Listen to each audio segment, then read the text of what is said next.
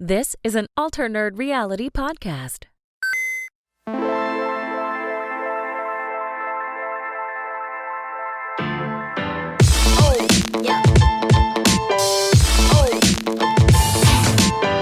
What is up, everyone? This is the Alternerd Reality Podcast, a podcast for all things nerdy, all things gaming, basically all things awesome. I am one of your hosts, Chewburger84, and joining me is indeed one of the last samurai. It is the Hebrew Hammer. How are you, buddy? Pretty good now that I know I am a samurai. Exactly. Yeah. Except I have a hammer. So I'm like, well, a hammer you samurai? say you have a hammer. Your girlfriend calls it something else. It's a hammer. It's one of those little baby squeak hammers. I want that to be the answer. It's a hammer. How funny would it be if, like, that's the noise that it made when you touched it? That'd be pretty funny. You know what? Honestly, like, I would take it. That's fucking hilarious. I would definitely do that. Indeed. And joining him is, of course, one of the other ghosts of Tsushima. It is Piker. How are you, buddy? Oh, I am full on zombie mode, but I am happy to be here with you gentlemen and excited to do a little nerd. Absolutely. Now, is this zombie as in you feel like The Walking Dead from sleep deprivation, or is this like crack zombie like we were talking about in the Patreon 20 pre-show? weeks later zombie? No, nothing as fun as crack zombie. This is definitely full blown, overworked, overdated, totally not sleeping enough zombie mode. I feel you, dog. Yeah. I'm exactly the same this week. Yeah. What's your guys' favorite zombie movie? Like, depiction of zombies? Shaun of the Dead. Dude, I was going to say that. Fuck you. Yeah.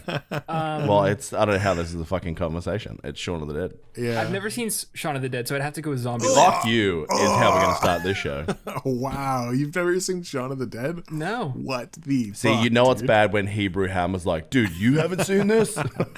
Well, it's been within my time, so it makes sense that I would have seen That's it. true. But it's like, dude, that's I love their shit. It's all of Simon Pegg's shit is so funny. Okay, well, it's Halloween zombie, so there's time. I'll get it in this Halloween. Yeah. Oh yeah, Because you know they call it the Cornetto trilogy. Okay. Really? Yeah, it's Shaun of the Dead, Hot Fuzz, and Hot Fuzz is so good. The World's End. The World's End. Oh yeah, that one wasn't as good. last But one. Hot Fuzz I think is probably the best, and then Shaun of the Dead right underneath it. And Yeah, then, both of those movies are so good because they're such they're basically like love letters to that genre. Yeah, very good. Yeah. They also had another movie called, I think it was like Alien or something, but it was with Alien and Seth Rogen was playing the alien. It's called Paul. Paul, that's right. I actually really liked it. It's really good. Yeah, I didn't mind it. Like traveling around in an RV with Seth Rogen as an alien. Nothing Yeah, I to thought it hate was about funny as that. fuck. Yeah. Bound to be funny than Sausage Party, for sure. All right, shameless sellout time, boys. So look, if you do want to help us, and we really would appreciate it if you do, most nerds travel in packs, so make sure if you are enjoying this show, you tell your buddies about it, because obviously word of mouth is one of the best ways to grow things like this. Make sure you join the Discord so you can hang out with us, get some tips on games, play with us. For our patrons, we're actually running a watch party tomorrow night, US time, where we're going to be all watching Borat together. So I'm really looking forward to that. If you do want to sign up for our Patreon, make sure you head on over, just like Benicus did. Thank you so much for signing up this week, Benicus, over on patreon.com/ANR pod. We get tiers starting there from $1. You get a lot of benefits. For example, we do a video version of this podcast where we have the three of us generally talking shit for anywhere up to an hour before we actually start the show, depending on what topics we get into or how shit Piker's microphone is. Yep. Pretty much. Facts. And yeah, a lot of stuff behind the scenes as well, like Amazon watch parties and things like that. So we're having a lot of fun with that. And also, if you really are enjoying the show, make sure you head on over to Apple Podcasts. And if you leave us a review that is 5 stars, we will read out the text from that on next week's show. I can't stress how much the 5-star ratings help us, guys, whether you leave a comment or not, just because it bumps us up the algorithms and people might actually find us, which would be awesome. So, Piker, when you haven't been sleeping and working and dadding and all the other stuff, what have you been up to this week? That's a good question. I think I mentioned in one of the earlier pods, I always have to watch Young Frankenstein in October before Halloween. So I finally was able to sneak that in last night while I was working late. So that was definitely a check on the old yearly nerd list this time of year. But I was able to log a little bit of Ghosts of Tsushima Legends, the multiplayer patch that they released last Friday. So I played a bit of that, really enjoyed it. Really refreshing to kind of see a game get multiplayer right, especially coming out of the disappointment that has been Avengers multiplayer recently. So did you happen to get that update, Chu? I know that you played a bit of the game, but I don't think you finished it last time we chatted about it. You talking about Ghost of Tsushima? Yeah. No, I haven't logged back into that. This week's kind of been the first week in a while where I'm bringing a lot of week source to what do we play this week, because my work's got an overdrive as well, bro. If people could stop getting coronavirus to make my job just a little bit easier, that'd be great. I feel like that's a solid safety tip. That's right. It's going to be going fucking ham for you right now because everywhere's spiking again. And we're going into winter, so good times ahead. Yeah, for sure, man. Yep. Yeah, so, I mean, the multiplayer, it's been a lot of fun. So I mean, you know me, first things first is, visuals and the art and the whole Legend style that they did with the, it has a completely different look than the story mode had. Everything is kind of like demon and death in this kind of like world that's kind of, been turned upside down. So the visuals on it are just as stunning as the main game was, but in a completely different aesthetic, like in a completely different dark way. It's perfect for this time of year for Halloween. The timing on that, they could not have planned any better. It's been fantastic. But the gameplay, I mean, so it's kind of interesting because it's always one of those things you kind of compare, this multiplayer experience to the last one that you've played most recently. So I'm comparing it to Avengers in so many ways as I'm playing it. But you're going through these story missions, and it has a completely separate multiplayer story mode with its own chapters. But no two missions are the same. Like, the enemies that you're facing are kind of consistent, but what you need to do to beat the level, or that chapter, I should say, is completely different from chapter to chapter. And it's completely different than what the story modes were. So you're really seeing, as I'm kind of playing through it, and I'm not done with the chapters yet, but they really had a plan for the multiplayer content before they, dropped it on everybody. Everything was kind of thought through and unique and fresh, and you're not doing the same thing twice, which, man, is that fun and really refreshing, coming out of Avengers. So, and the gear progression's been, really pretty good as well. And I don't want to get too much into the weeds on it, especially because you guys kind of know what the hell I'm talking about. But I've really been enjoying it. And if anybody, listening has been playing it, jump on our Discord and let me know what you think, how you found the multiplayer. I've really, really enjoyed it. Discord.me/ANR. Thank you. Hey, you're welcome. Now, because this is 4-player co-op, isn't it? Like, there's no PvP or anything like that. And the gear that you farm from this multiplayer mode, is it persistent into single player as well, or are they two mutually exclusive game modes? No, they're completely separate. But the gear that you get can be used on any of your characters. So when you start multiplayer, there's 4 classes. There's a samurai, a ronin, an archer, which is like your range, and then assassin. That's cool. And you get to, you pick whichever one you want to start with, and any gear that you get, you can then equip as you unlock the other classes. So I really like that, especially coming from Avengers again, where each piece of gear or equipment was character specific that you couldn't apply to anybody else. Well, you say that, but I swear to God, every time I played 4, I get Black Widow stats. Yeah. So work that out. Yeah. 2 questions though. All right. So first one is, how long is the multiplayer story content then? I believe there were 9 or 10 chapters in the story mode. Then they have a survival mode, where each survival mode, you just get hit with waves upon waves of increasingly more difficult enemies. And one of those survival mode matches lasts about an hour. And then they have a nightmare mode, which is coming soon. And they just announced, actually, I believe today, that next Friday the 30th, their raids are coming to the multiplayer mode. So they just dropped PvP last week, and then a week from now raids are coming. So it's really been, they've been bringing the content pretty solid. I think Chew and I's ears just perked up whenever you said raids. Yeah. Well, because that world, like, I could see some really cool things. Yeah. Yeah, I've honestly been surprised that I haven't gotten it, just because that's definitely right up my alley for genre. Yeah, so Raids is going to be interesting. Raids is not going to have matchmaking enabled. And that's one thing I should have said. The matchmaking on this game so far has been fantastic. I've been matched and paired with like a stable person every time and within 10 seconds. Like from the moment you enable matchmaking to the game loading has been like 10 seconds. I like that. Yeah, wow. Yeah, but It sounds Raids, pretty slick. Yeah. The Raids is going to be a unique 3-chapter story. It's a little bit unclear if they're the same chapter missions from the story mode or if they're different. But there's going to be 3 chapters to it. But you are going to have to know kind of who your 4-person team up is. You're not going to be able to enable matchmaking for Raids. Right. That makes sense.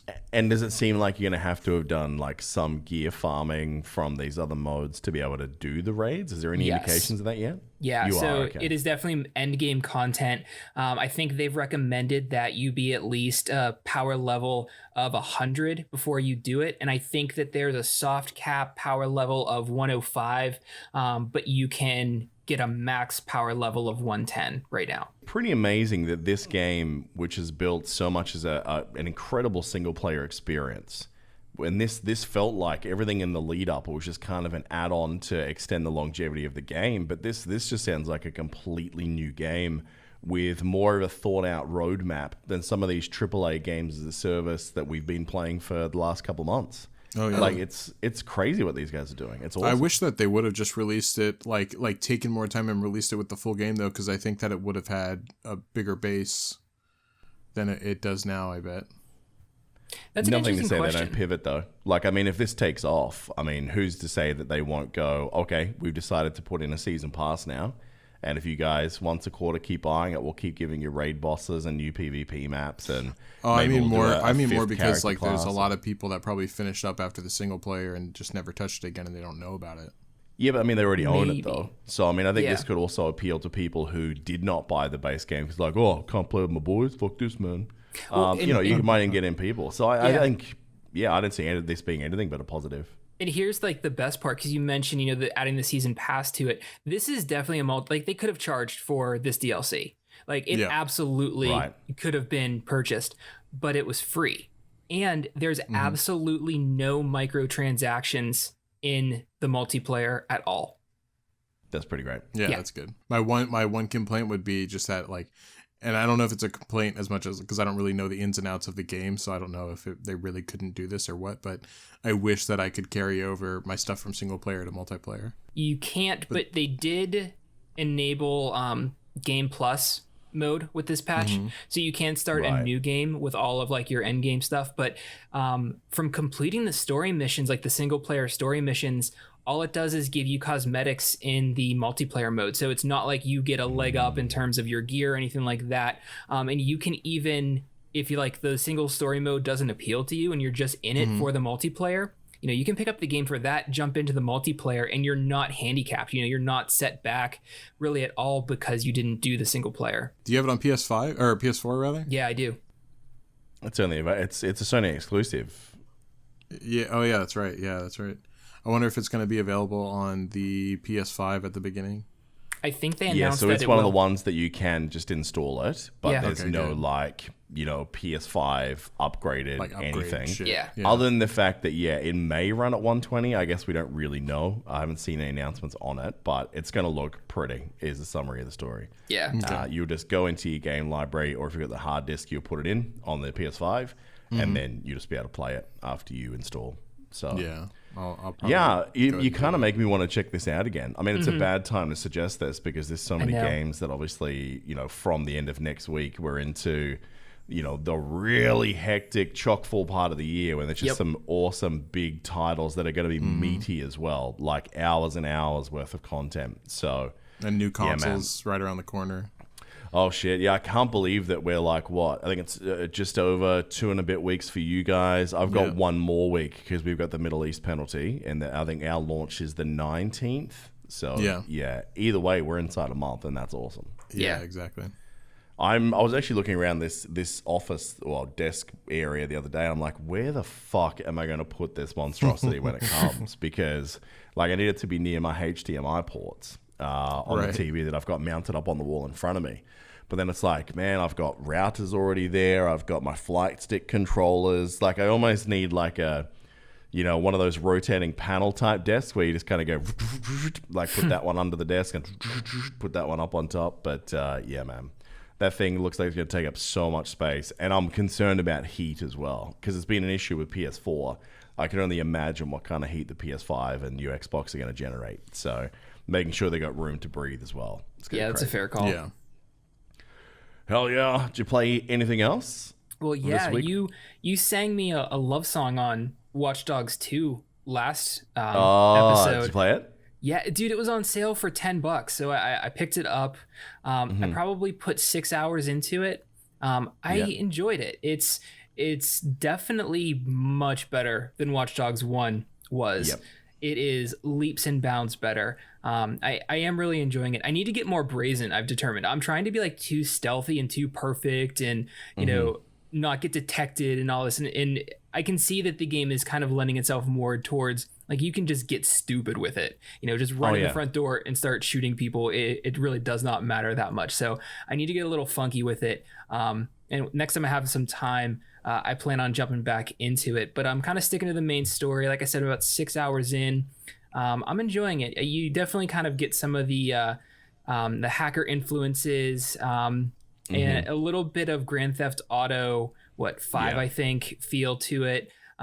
My only complaint, and I remember this from the first Watch Dogs game, was just your player movement feels so slow. Like this one's better, but it still feels like even when you're running, it kind of feels like you're in slow motion a little bit, and you just kind of feel heavy. So that's my only critique of it so far, kind of from a gameplay standpoint. But yeah, for me, that's kind of on brand though, because let's face it, I mean, most people that are into like hardcore gaming or like hackers who are at their desks all the time, are they really going to be cardiovascular gods? Let's be real. That's fair. Yeah, that's fair. But I will say this, if you're not doing the side quests in that game, you won't get, I think, as much love for that game as you would otherwise. Like the side quests in that game, some of them the standalone ones, and like some of them are multi-section as well. So there might be 4 or 5 different levels to that over the course of the game, where they have like their own story arcs, and some of them are truly amazing. Really, really fun. So. That'll probably have to change things for me. It's like it sucks. Like I have so little time to game. And I know you're the same way, Chew. I got so little time, and all of these games are these super immersive, open world, 1,500 side quests that take 85 hours to complete, and like I just don't have the time. So I'm trying to get through the main content and enjoy the game kind of on a time budget. It's like I need a game that I can just enjoy for 45 minutes and then walk away from. I need a game that's not this immersive open world experience that's gonna take up all of my time for 4 months. It's quite funny that you mentioned that, because this will link into a conversation that Hebrew and I will definitely have now anyway on Genshin, because like the developers have deliberately built that game so there's only so much you can do in it per day. And like, most of the gaming community is kicking off on it. Like there's people that are review bombing it saying this game has not enough content, it's not letting me play the game. And it's because, they're trying to cater more to experiences like yours, because it feels like they're trying to put the wheels on, trying to put the gates on, to make sure that, people, don't burn through all the content and then feel bored until that first DLC comes out, which is really not that far away. Yeah. 6 weeks is not bad for regular updates. Not at all. Not at all. But also, I think it's designed in a way to kind of help players like you, Piker, because theoretically, if you were playing your 45 minutes every day in that game, you wouldn't be that far behind us either. So I can kind of see both sides of this argument that at the end of the day, it is a gotcha game. And like the progression system is obviously relatively heavily monetized, more than perhaps we thought in previous weeks of playing it. But we'll certainly talk about that very shortly. So there are games out there where they're trying to appeal more to that, this is what we want you to do. But it's amazing how a lot of those games evolve over time to now you need to spend hours and hours every week. It's definitely heading more into this, everything's got to be open world. Everything has to have multiplayer type experience for sure. Yeah. I think that's necessary now though, more than ever. Like games need to have multiplayer. because like pandemic times, we need more multiplayer. You know what I mean? It's more chances to have interaction. Well, that's definitely one part of it. Absolutely. Yeah. Like the getting nerds together is definitely one part of it. But also longevity of a game. Because let's face it, like nerddom in anything, whether it's a book, whether it's a movie, a TV series, or a video game, like we love things so much. We want to dive in and immerse ourselves in it. Like, I know so many people when their favorite game, if it's annual, comes out each year, they'll take a week off work or a day off work just to be there on day one or just to make sure they finish it. It's crazy how much like we will consume content. But we talked before that the attitude of them blaming the developer for there not being more is kind of shitty. But at the same time, like there's definitely a thirst for that. And when you have that multiplayer, and I think it sounds like, you know, what you're talking about with Ghost of Tsushima has done it really well, Piker. But it's necessary to make these games continue, because otherwise it's a one and done. Like people will do the let's say 10-12 hour campaign, but then again, like the experiences those games can be vastly different too. Like Avengers is a great example. I like you talking about before, Parker. If you played just the story, just that 10 to 12 hour story, and you walked away because you're not a multiplayer guy, your love of that game would be significantly higher than ours, because 100%. You never get to touch the bullshit that you face at the end game, which makes it, you know, pretty much unplayable. Yep. Genshin, what do you think of the new character? So Klee, yeah, she's the new character. She's they call them lolly characters. That's like the, you know, like, little girl characters or little boy characters. She's now, when you say lolly, is that short for Lolita? Now I think about it, I've never really contemplated. I don't know. I've never like dived in to figure that out. But yeah, I know they just call them lolly characters. Just, I guess, small characters. So how many pedos are playing this game? Let's be real. I have no idea. Yeah. But yeah, Jesus. it's. I mean, like she's cool, but she's not exactly my play style. She's definitely, from what I've seen damage wise, if you spec her right, like she can definitely be very strong, and she's fire with the, you know, pyro, so that's good. I'd say that pyro is the most useful element in this game. But yeah, I'm not pulling on her or anything though. I think that she is more or less what we call in gacha a little bit of a trap character, meant to drain us of our like resources before the real big boys come out. You know what I mean? Yeah, I think you're definitely right, because she has a really fun looking kit, but I think the way her trial feels, they haven't really set her up in a way that makes her feel powerful. So I think there's a lot of people that aren't getting her. I got her for a very different reason. It's to basically reduce my farm time. So she has the passive ability that on the map, it allows you, through the Moonstart reason, to see any exclusive item for that region nearby on the minimap. So I know where every dandelion is. I know where every lampshade is. Like, it just makes life so much easier that I just whack her in the team at level 1 and then cruise around. So I got pretty lucky and it took a couple of pulls to get it. I don't recommend most people do it, because obviously A, gambling, and B, she's not that great. So yeah. But certainly fun. Still enjoying it, but yeah, definitely it's in the paywall section of the game. Like, if you want to play that game more at the moment, you have to pay to do more resin stuff. Like the end game, you're going to get to a point where all the free-to-play stuff that you can farm in the world means nothing anymore. Like, you'll have hundreds of them, and then it's basically, how much resin do I have to run dungeons, to either get talent books, and even that becomes like a joke later on too, because then this is kind of where it's a really hard wall, and I think it might be an issue later on. Not quite Avengers style, but it's going to be pretty bad, Hebrew, and that is the materials it takes to rank up talents. I've showed you this in the week. You'll beat the 2 weekly bosses. Each of them will drop an item, and then you can use that to level up talents. But I didn't realize how specified this is. It's tied into single characters, mate. Right. So I got one for Chong Yung, and who I'm not even using. And it's like, well, that's useless to me. What do I go wait 7 days and hope for the best next week? Not ideal. So I'm starting to see a couple of the cracks to end game. The good news is, I think that the developer does seem to be listening, because obviously, especially from the Chinese servers, this is a big deal. They're really kicking off, because apparently they complained about this a lot during beta. And in beta, they actually had a lot more resin than we did. Apparently things were cheaper. They were getting resin more regularly and more of it. And then because your level progression slows down, like all those ways you were getting everything is gone. Like the way you were getting your experience books, the way you were getting free weapon upgrade materials, the way that you were getting resin, it's all gone. Once you get above that level 35, especially, but AR 40 plus, it's a barren wasteland. So it does pivot a lot. Like I think you can do it exactly like what Piker would love. You can just jump in, spend your half hour, and you can be done. Like that's probably the good news if you want it that way, until there is content that makes it worthwhile. But if you're someone that loves this world so much, you're probably going to log in and be disappointed because there's not much to do. So yeah, I think that so there's two things there. I just want to mention that like back to a write-up of someone who like really played the hell out of their previous game that's still being live serviced to this day, 4 years later. He said like at the beginning, like they're very much experimenting with what people want. And he said things like will change, whether it be for better or worse, who knows? He's not making a claim on that. He just says things will change. It's not a game where it'll be like, well, this is what it is and that's the end. So that's promising. And also like the fact that we've had 2 surveys being put out, like in-depth surveys as well, in 2 weeks, I think is also good because that means that they obviously want to hear more from us. Yeah. So I think that that's promising as well.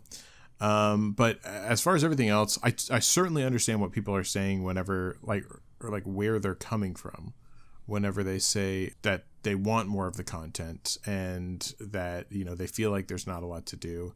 And I get that. Like there isn't like a super big end game except for just farming right now.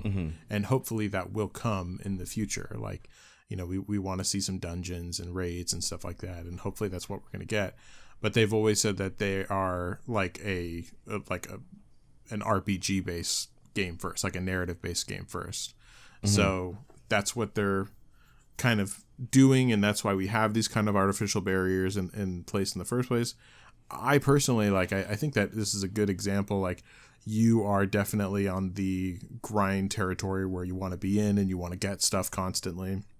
And then me, like I'm actually on the other end of it where for the past 3 days, I've been hopping in, just spending my resin on what I need because I ran out of the fragile resin refreshes I think 4 days ago or so, and then I'm done. I do what I can with my resin. I farm the creatures that I need, and do a little bit of mining, and I'm in and out in probably an hour, I guess.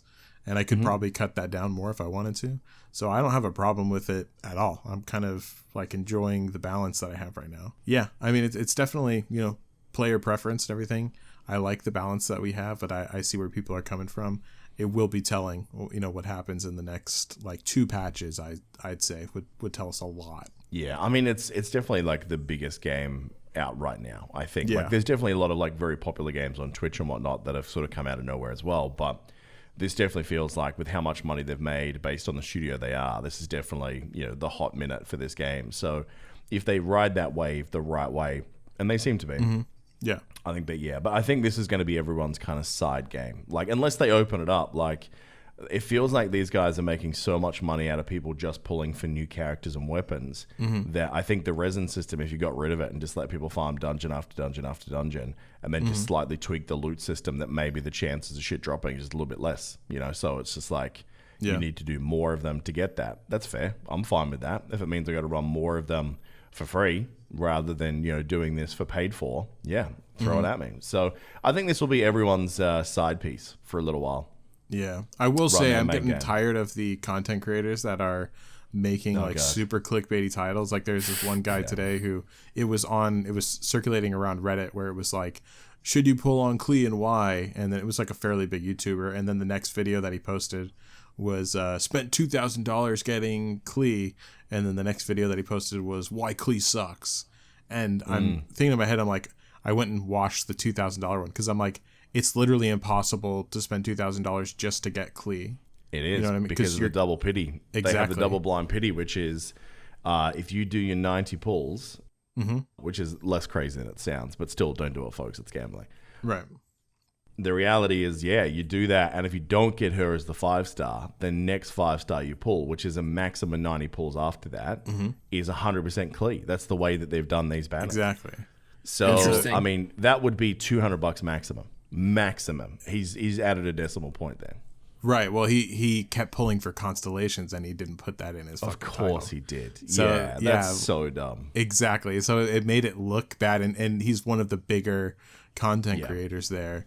And so, like, things like that put people off, you know. I know the guy you're talking about, where he basically through that video is just like, this is terrible. I only do it because I write it off on tax every week. You know, it's just like, okay, buddy. I don't, buddy, yeah. Look, and there is a bit of that. And unfortunately, I think every new game that comes out, like, you know, I think content creators, we're heading into this space now where, like, because of these clickbaity guys that have jumped from game to game and, you know, they try and be as controversial as possible, you know, and then you have these wonderful creators who are building like amazing guides and, you know, giving like legit information on how to be a rock god in these games. They get buried by these fucking algorithms from these drama queen bitches that just try and ride this all the way through. Yeah. It's really frustrating, but you're starting to see that blowback. Like, you know, you go to any Reddit right now as a new creator, like, you know, we put this pod anywhere or, you know, we create a video for a game or whatever, it gets downvoted to fuck. Even if, like, we have a lot of people who watch it say this is a great video, loved it, or, hey, listen to this, it was incredible, loved it, whatever. It doesn't matter because everyone's first reaction is, oh, God, not another goddamn content creator. Yeah, so they're definitely tarnishing the name of that. And I think that a lot of it's just, like, commenting on, there was a 3-sentence tweet that went out today. I need to make an exactly 8-minute video so I get double monetization right now. You know, just, So that's one of the reasons why we don't post as much on the YouTube as we possibly could. It's because we're trying to avoid being that. We're trying to make it like worthwhile content. Yeah. Like, we'll definitely talk shit on things when we think it's validated, but yeah, man, it's heading into that space where everything is performance art and performance activism, and it's good times. Oh God, anyone watch anything exciting this week? Any nerdy shows? Any nerdy movies?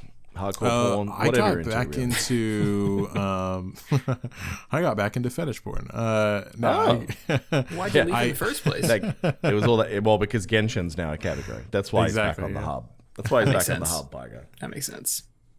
But yeah, no, I started rewatching Star Wars Clone Wars again, the animated series, and you watched it all before? Yeah. Okay. I watched the new season when it came out and everything, but now I'm working my way back through again. I'm constantly reminded just how fucking good that series was compared to, you know, episode. I still stand by episode 1, like Phantom Menace. I love that. Oh God, one, but not again. But like, when you say things like this, you lose all the credibility earned from like the last 30 minutes. I don't care what it says, dude. We brought you Dark Maul, dude. We brought you Liam Neeson as Qui-Gon Jinn, dude. Like, you're fucking welcome. Duel of Fates song, it's there. You're welcome. Hashtag not worth it. The only thing you know what you could do with that time though, instead of rewatching a show you've already seen, is you can go and watch Firefly. I should go watch Firefly. There's so few episodes of that show. You could literally crush it in a day or two. But am I saving myself by not watching it? From what, being heartbroken there's not more? Yeah, exactly. No, you need to know that pain. I think it's one of those experiences that all nerds need to have. You need to know that. Yeah. It's like you know, being an NFL fan. Like if you're a Vikings fan or whatever, just like, oh, remember that year when we got so close, but then we got fucked and we just missed out. And you're like, oh yeah. In fact, you remember that episode of Hymnium, to put it in your references that you would understand, where Marshall takes Robin to the bar. Yes. Yeah. And every time someone mentions that game, the Minnesota go, damn. One. Yeah, damn. Yeah. That's the Firefly for the Nerd Kingdom. Is that basically every time someone says Firefly, we're just like, oh man, you know, what could have been? Because it's just such an awesome universe, bro. Oh man, that's gonna just remind me to mention that whenever we get to our Nathan Drake thing. Yeah, it's gonna be interesting on that. Yeah. So, what about you, Piker? Anything nerdy made it in, or has it all been Blue's Clues for you? Paw Patrol. Let's see. Yeah, no, nothing Nothing new. Oh well, okay. Here's something. The kiddo has graduated from Ethan Gamer, the 13-year-older on kids YouTube, to Parker Plays, which is a. Oh yeah. Have you seen him? He was a YouTube streamer that Disney picked up for like Disney XD. That's right. Yeah. So I haven't seen any of the new stuff, but I know the guy. No idea of any of this. Yeah, he's very talented. You could learn a thing or two from him, Chew. What are you trying to say? I'm happy enough streaming once a month right now. Look, I'd love to stream more. I really would. But yeah, I'm sure I could learn something from him. I don't think I want to work for Disney though. I mean, let's face it, 75% of the shit that comes out of my mouth would have to cease immediately. Yeah, that's true. I wish that 90% of the shit that came out of Parker Play's mouth was muted and ceased as well. But oh, really? Is he like Joven shy? He doesn't quite hit that decibel, so you can tolerate it. But I mean, the dude's like 22, 23, and I mean, it's on Disney XD, so he's trying to be silly and weird, and it's so much of it's just like cringe and that overacted try-hard enthusiasm on so many of those Disney shows is like whenever I was younger and used to get like even when I was younger, like go in and go nope. And like that's coming from someone who loved like wrestling, which is the definition of over the top, overperforming stuff. Yeah, right? Really. So yeah, man, it was just that cheese factor that was just way too much. You know, and it's amazing how many people, because of that, I have no idea who they are. Like Drake and Josh, I had no idea who those people were for a long time. You didn't watch Drake and Josh? Oh, I guess actually that kind of makes sense for your age. I watched the hell out of Drake and Josh. Then I didn't know Ariana Grande was in a Disney show. I knew that, but I never watched her show. Right. So yeah, all that sort of stuff. So speaking of Disney, Hellstrom, I watched this week. Not so much Disney. It's actually Hulu, but let's face it, they still own it. Right. Yeah. Boys. I heard it was rough. I haven't heard good things. It's not great. So the first episode, it was giving me the vibes of exactly what we were hoping it was going to be, which is Constantine 2020, right? The Keanu Reeves sort of movie. You know, they're called out to an exorcism. He walks into the room. You got this kid that looks like he's possessed and whatnot. And then right out of the gate, you're like, man, I know like some of these actors and actresses. I've seen them in other things before. Like this is going to be really, really good. I don't know whether it was the way it was written, but some of the dialogue is super cheesy. It really is. Like some of the dialogue is so forced. Like it makes you realize. Cringy cheesy? Oh, yeah. Oh, yeah. Like it's some of those lines where it's part delivery, part setup, and nothing is executed the right way by the actor in the end either. So, you know how every Marvel movie, it can be the more serious ones they have, but there's still some humor that you just cannot help but just go, that's pretty funny. You might not laugh out loud, but you go, that's actually pretty funny or pretty clever or whatever. Those little moments. And it's those little magic moments that endear you to a character, that give you an idea of their personality and, and remind you that like even in the most extreme shit, they always have hope and are willing to have a giggle or whatever. Now, I know this is a bleak universe, but there's two characters especially who are consistently cracking jokes, and they set the sister up in a way where she is that character that's overconfident, super sarcastic, very snide, but there's nothing about the setup of it that makes her feel as clever and as capable as she, I guess, is supposed to be. There's just something about the way the dialogue is written that the beats just aren't there. And in most scenes that they set her up, it doesn't really get to that point. So there's some truly bad acting. Like this is like Arrow season 1, where there's some great action sequences, but some of the acting you go, oh boy, you're definitely the stunt double. I understand now. There's a little bit of that. There's a little bit of that. So, and that kind of pulls you out of the moment when you see it and when you feel it. And they just do a very, very bad job because they're constantly putting these characters in perilous situations. And in all of them, I'm just like, yeah, I don't think I care if they die. Do you know what I mean? Like there was nothing about it that made me invested in these characters.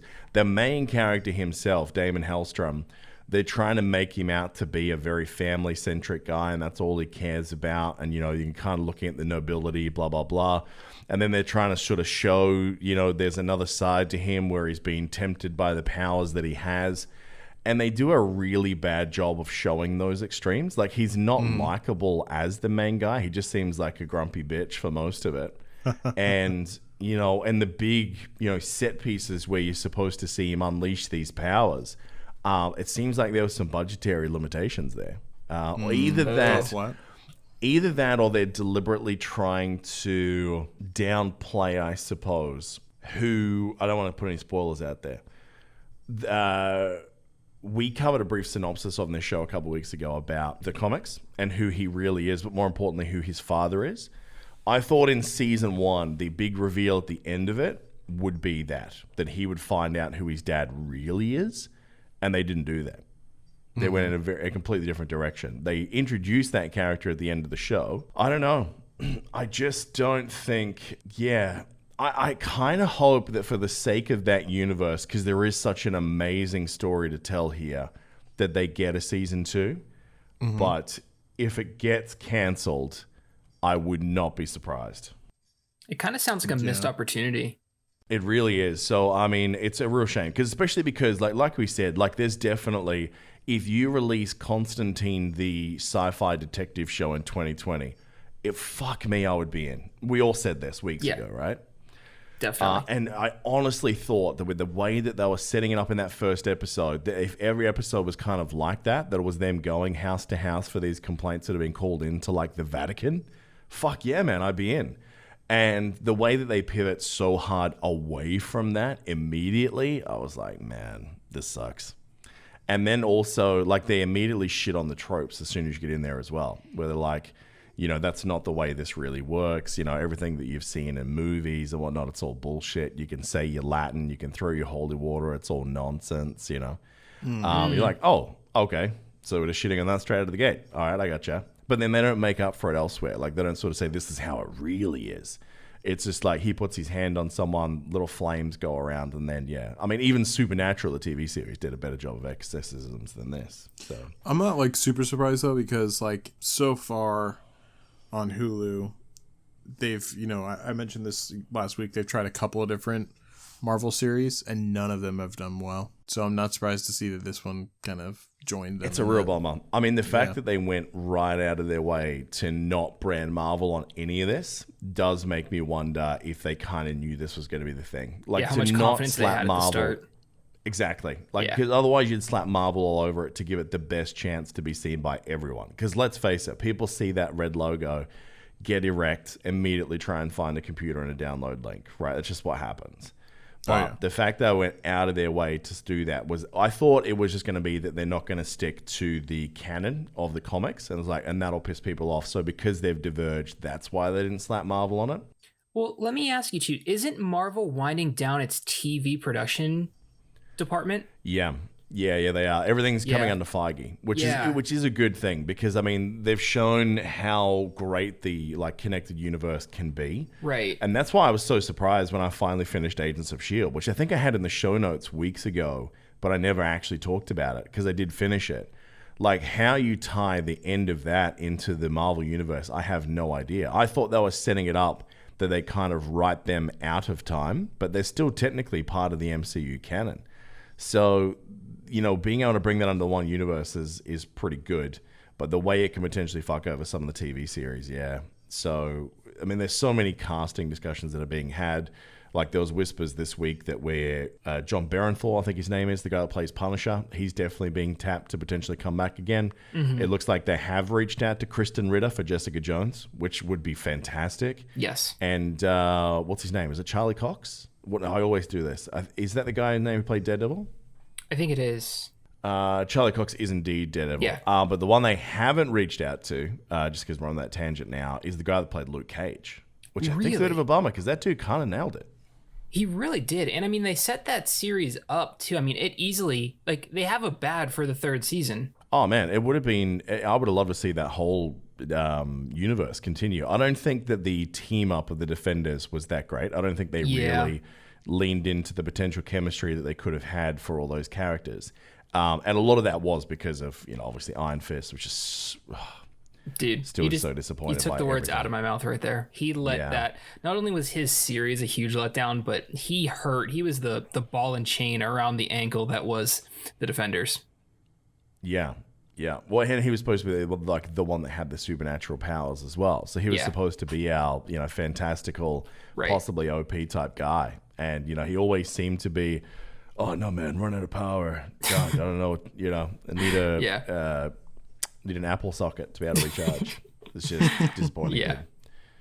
Well, look, it is what it is. So, look, I'd say if you're out there and you're looking at stuff that you want to binge in one season, look, if you're running out of stuff, look, Hellstrom's okay. But I think that's probably as generous as I'm going to be to it. It's not the worst thing I've ever seen, but there's certainly some of the acting choices. It reminded me of a show. Oh, God. I'm not going to remember the name of it. I always do this. Do you guys know who Amanda Tapping is? Samantha Carter from Stargate? No. Okay. So she plays one of the female leads in Stargate. So Captain Carter. And when that series finished, the guys who were the showrunners for Stargate, they'd tried a couple of different projects here and there that were all very sci-fi. And you can always tell it's them because the same actors and actresses just keep showing up. And one of these was a show called Sanctuary. I don't know if you guys ever saw it, where she has a very terrible British accent. I've heard of the show. I think I've seen this show. Yeah, it's one of those ones that's it's kind of a Xena Hercules type feel, that it's super cheesy, terrible CGI, for the most part, quite bad acting. Although there are a couple of people in there that are really, really, really good. But it's just one of those shows that you just go, oh God, really? This is what we're doing, which is so obvious or very, very derivative. So, there was a couple of times I was watching moments in Hellstrom and I was like, oh God, that reminds me of Sanctuary, and then not for a good reason. So it's a shame because I love the property here. I think there are some people that were it's almost a crime at how underutilized they were, but I feel like I think if you saw some of these actors, if the words phoning it in was used, I wouldn't be surprised. Mm. Another, I'm not sure if you guys have seen this series before, but if you're kind of in the mood for a superhero-like TV show, and it is also conveniently on Hulu, and it is a Hulu original. Obviously, it's not Marvel, but have you guys ever seen the show Misfits? Oh, yeah. I haven't seen the whole thing. I think I'm a season or something from the end. The British version, right? Yep. Oh, of course. Yeah. I think that they were planning on making a US version, but I don't think they never ended up doing it. But yeah, what's his name? Robert Sheehan from Umbrella Academy. That's where he got his start. Oh, that's right. He was an amazing actor on that. Actually, he made that show. But really good show. It's definitely more low budgety. But the writing in it is really good, especially for the first couple of seasons. People left, a couple of seasons in, but they replaced them with very good characters in their own right as well. But really good series. I highly recommend checking that out if you want to kind of get your fix on a superpower like TV show. This is definitely more comedic, so it's not hardcore like Hellstrom was going to be. But definitely give that one a shot. Absolutely. And look, for this segment, just one last PSA from Piker. And that is, don't forget, like he and I have definitely done, if you did buy the Avengers, but you're not playing it right now, log in before, I want to say it was November 2nd, Piker. Is that right?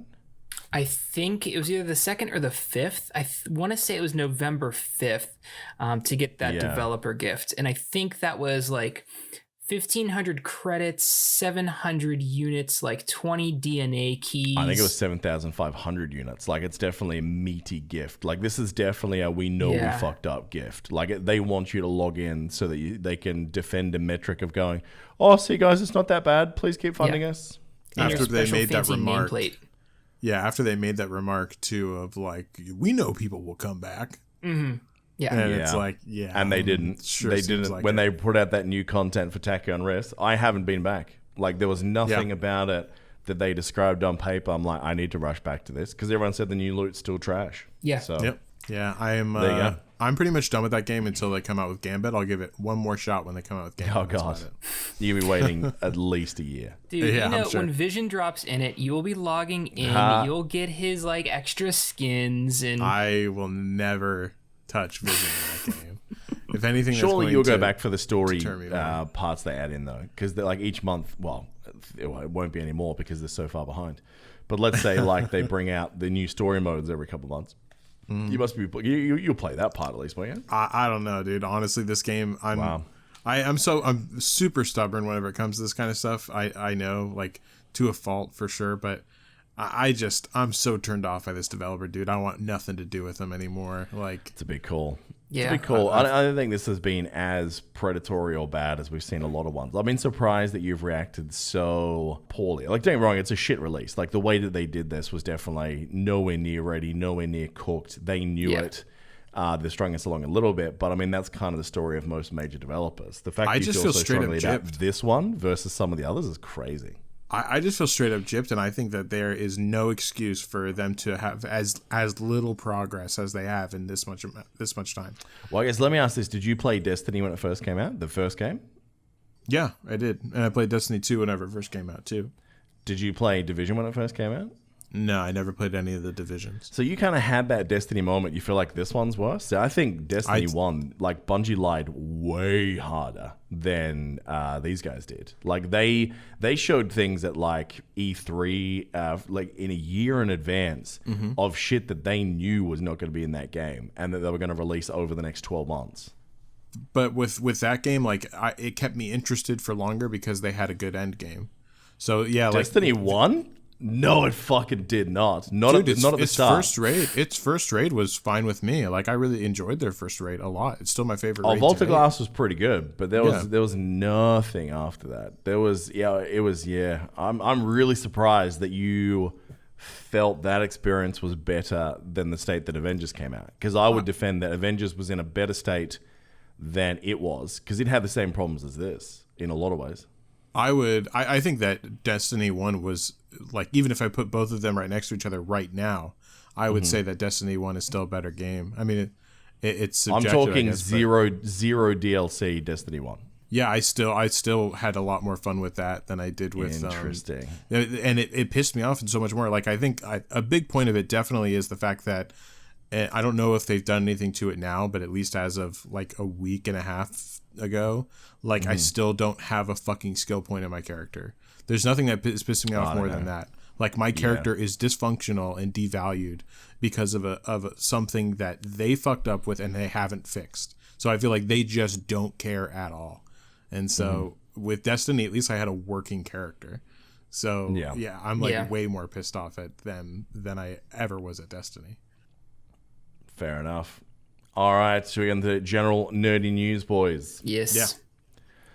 All right, so everyone's favorite Batman, and if it's not, go fuck yourself. Michael Keaton was on Jimmy Kimmel this week, and he was basically not confirming, but there's definitely talks that they want to bring him back for the Flash movie. So I am encouraged by that. We had it on the news a few months ago that like there was some potential art that may have revealed that that's a Batman he might encounter. And the fact that Keaton is now talking to Warner Brothers about it, I'm really excited by that. I really want that to be the case.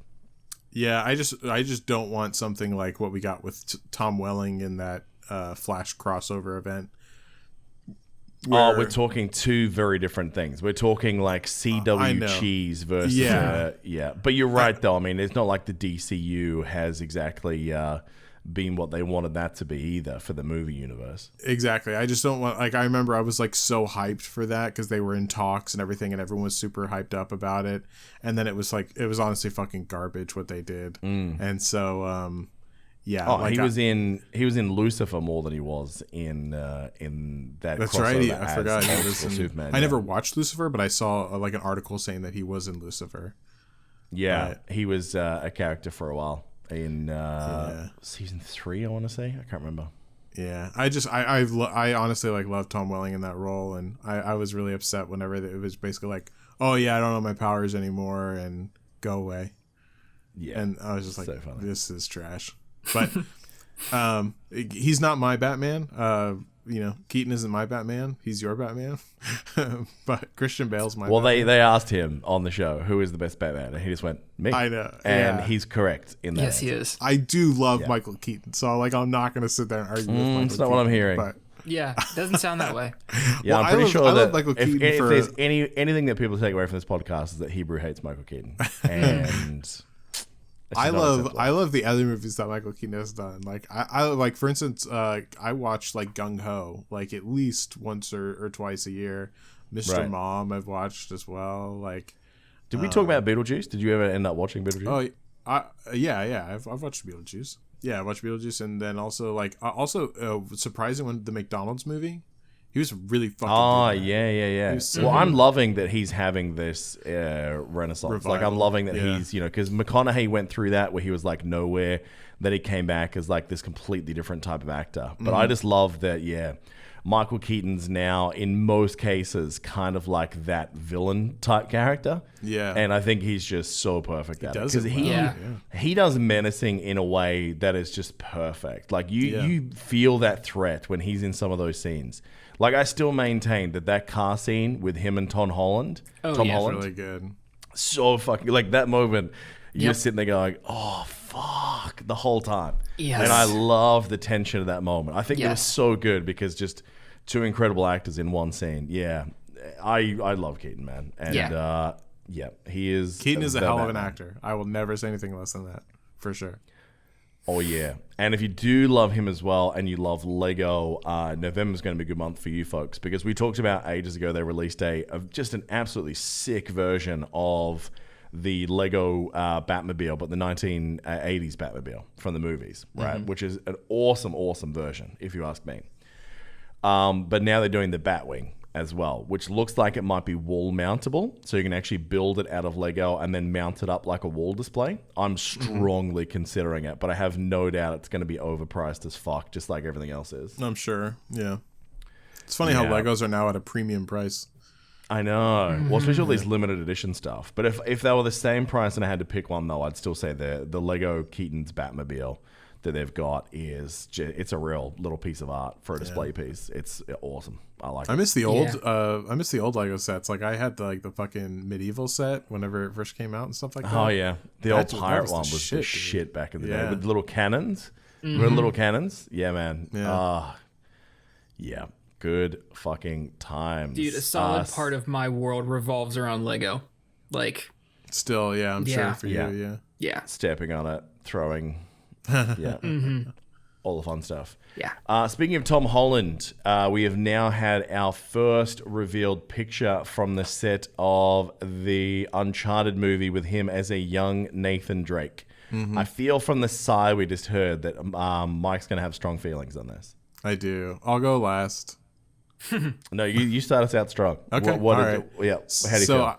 I saw it, and like, actually, Irish and I were talking a lot about it earlier. I don't see it. So I love Nathan Drake. I love the Uncharted series. I do not see it. I think that Tom Holland, first of all, he's too small. And I know that there's movie magic, like they made what's his face? They make Tom Cruise look bigger. And I know that they make whenever what's his face played Bane, like they made him look bigger because he's actually quite short as well.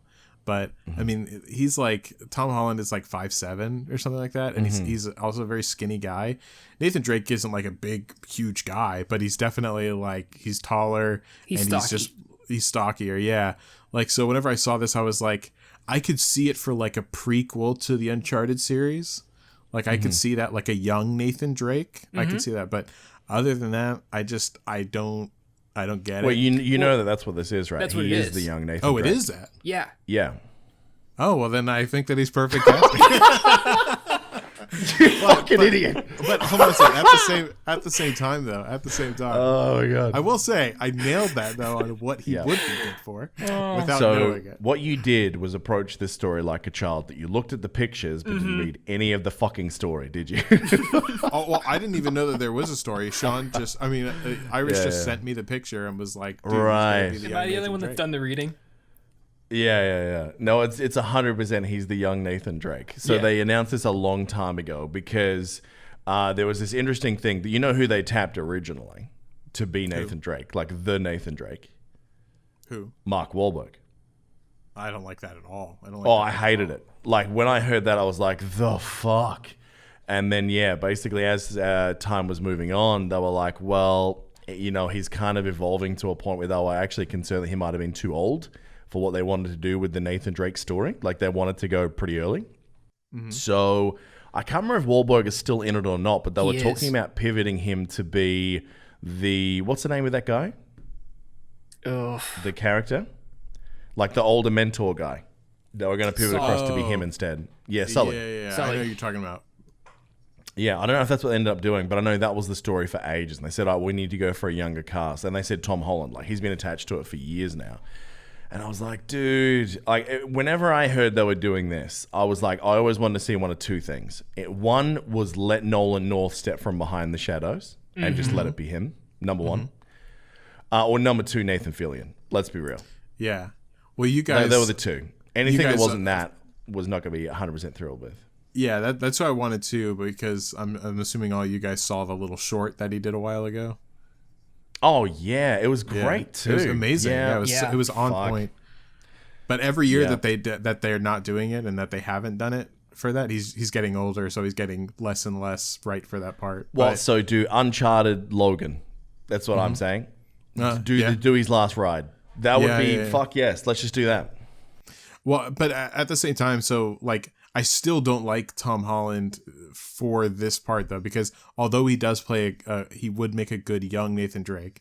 I think that like it would be, he's not going to make, if they continue to do more movies with him and they want him to age up, like he's pretty much done like growing. So like the way he looks like right now, as far as physically, no, like he is like he's pretty much like what he looks like now, his height and stuff like that. He's not going to get taller. Like he's probably going to be staying the same height as what he is right now. So like Right. I don't think that he's going to be right moving forward, and then you're going to have too much of a dramatic shift if they have someone else. See, I don't playing. know, because like Danny Jr. was super baby faced back in the day as well. Like he looked super young forever, and then just kind of like now he looks like he does, you know. So I don't think that that's going to be a permanent downside. But I think we're about to find out from that movie what Tom Holland really is, because like Spider-Man or even Batman, a lot of those movies, to an extent, you can kind of get almost carried as an actor. Yeah. Like you don't need to show up and really hit those beats in every scene, because you can get saved by the suit, and then like you can just be in a booth and someone says to you, do it 1,000 ways and I'll pick the one that sounds the best, right? So you can kind of get away with that, like you're in the suit half the time. But in this show, I mean, they're really going to show his chops of can he carry and start a franchise all by his lonesome. My gut tells me he can, but I think a lot of people that want this to be very Uncharted-ish are potentially disappointed. But we'll see. I mean, we have no idea. I think it's going to be a good movie. I think he's going to be good in it.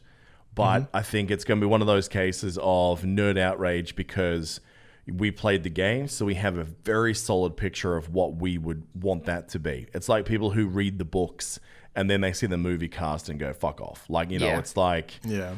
Da Vinci Code Tom Hanks.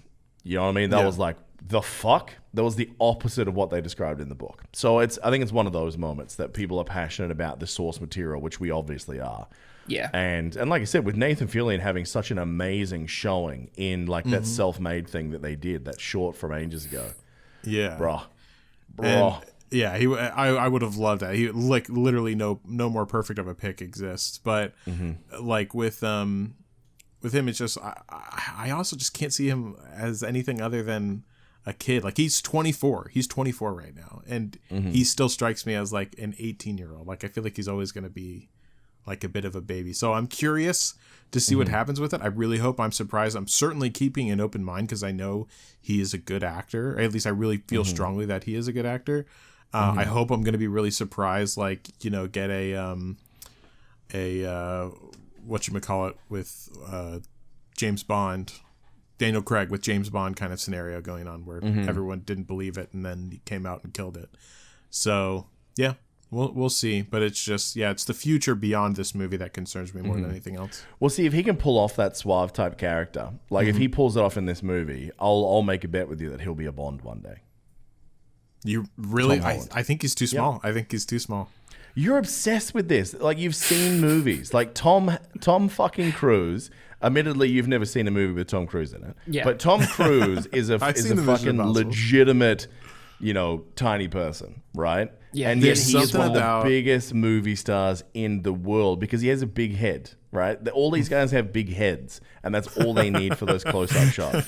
Everything else, they just frame it in a way, right? They have zoom for a reason, right?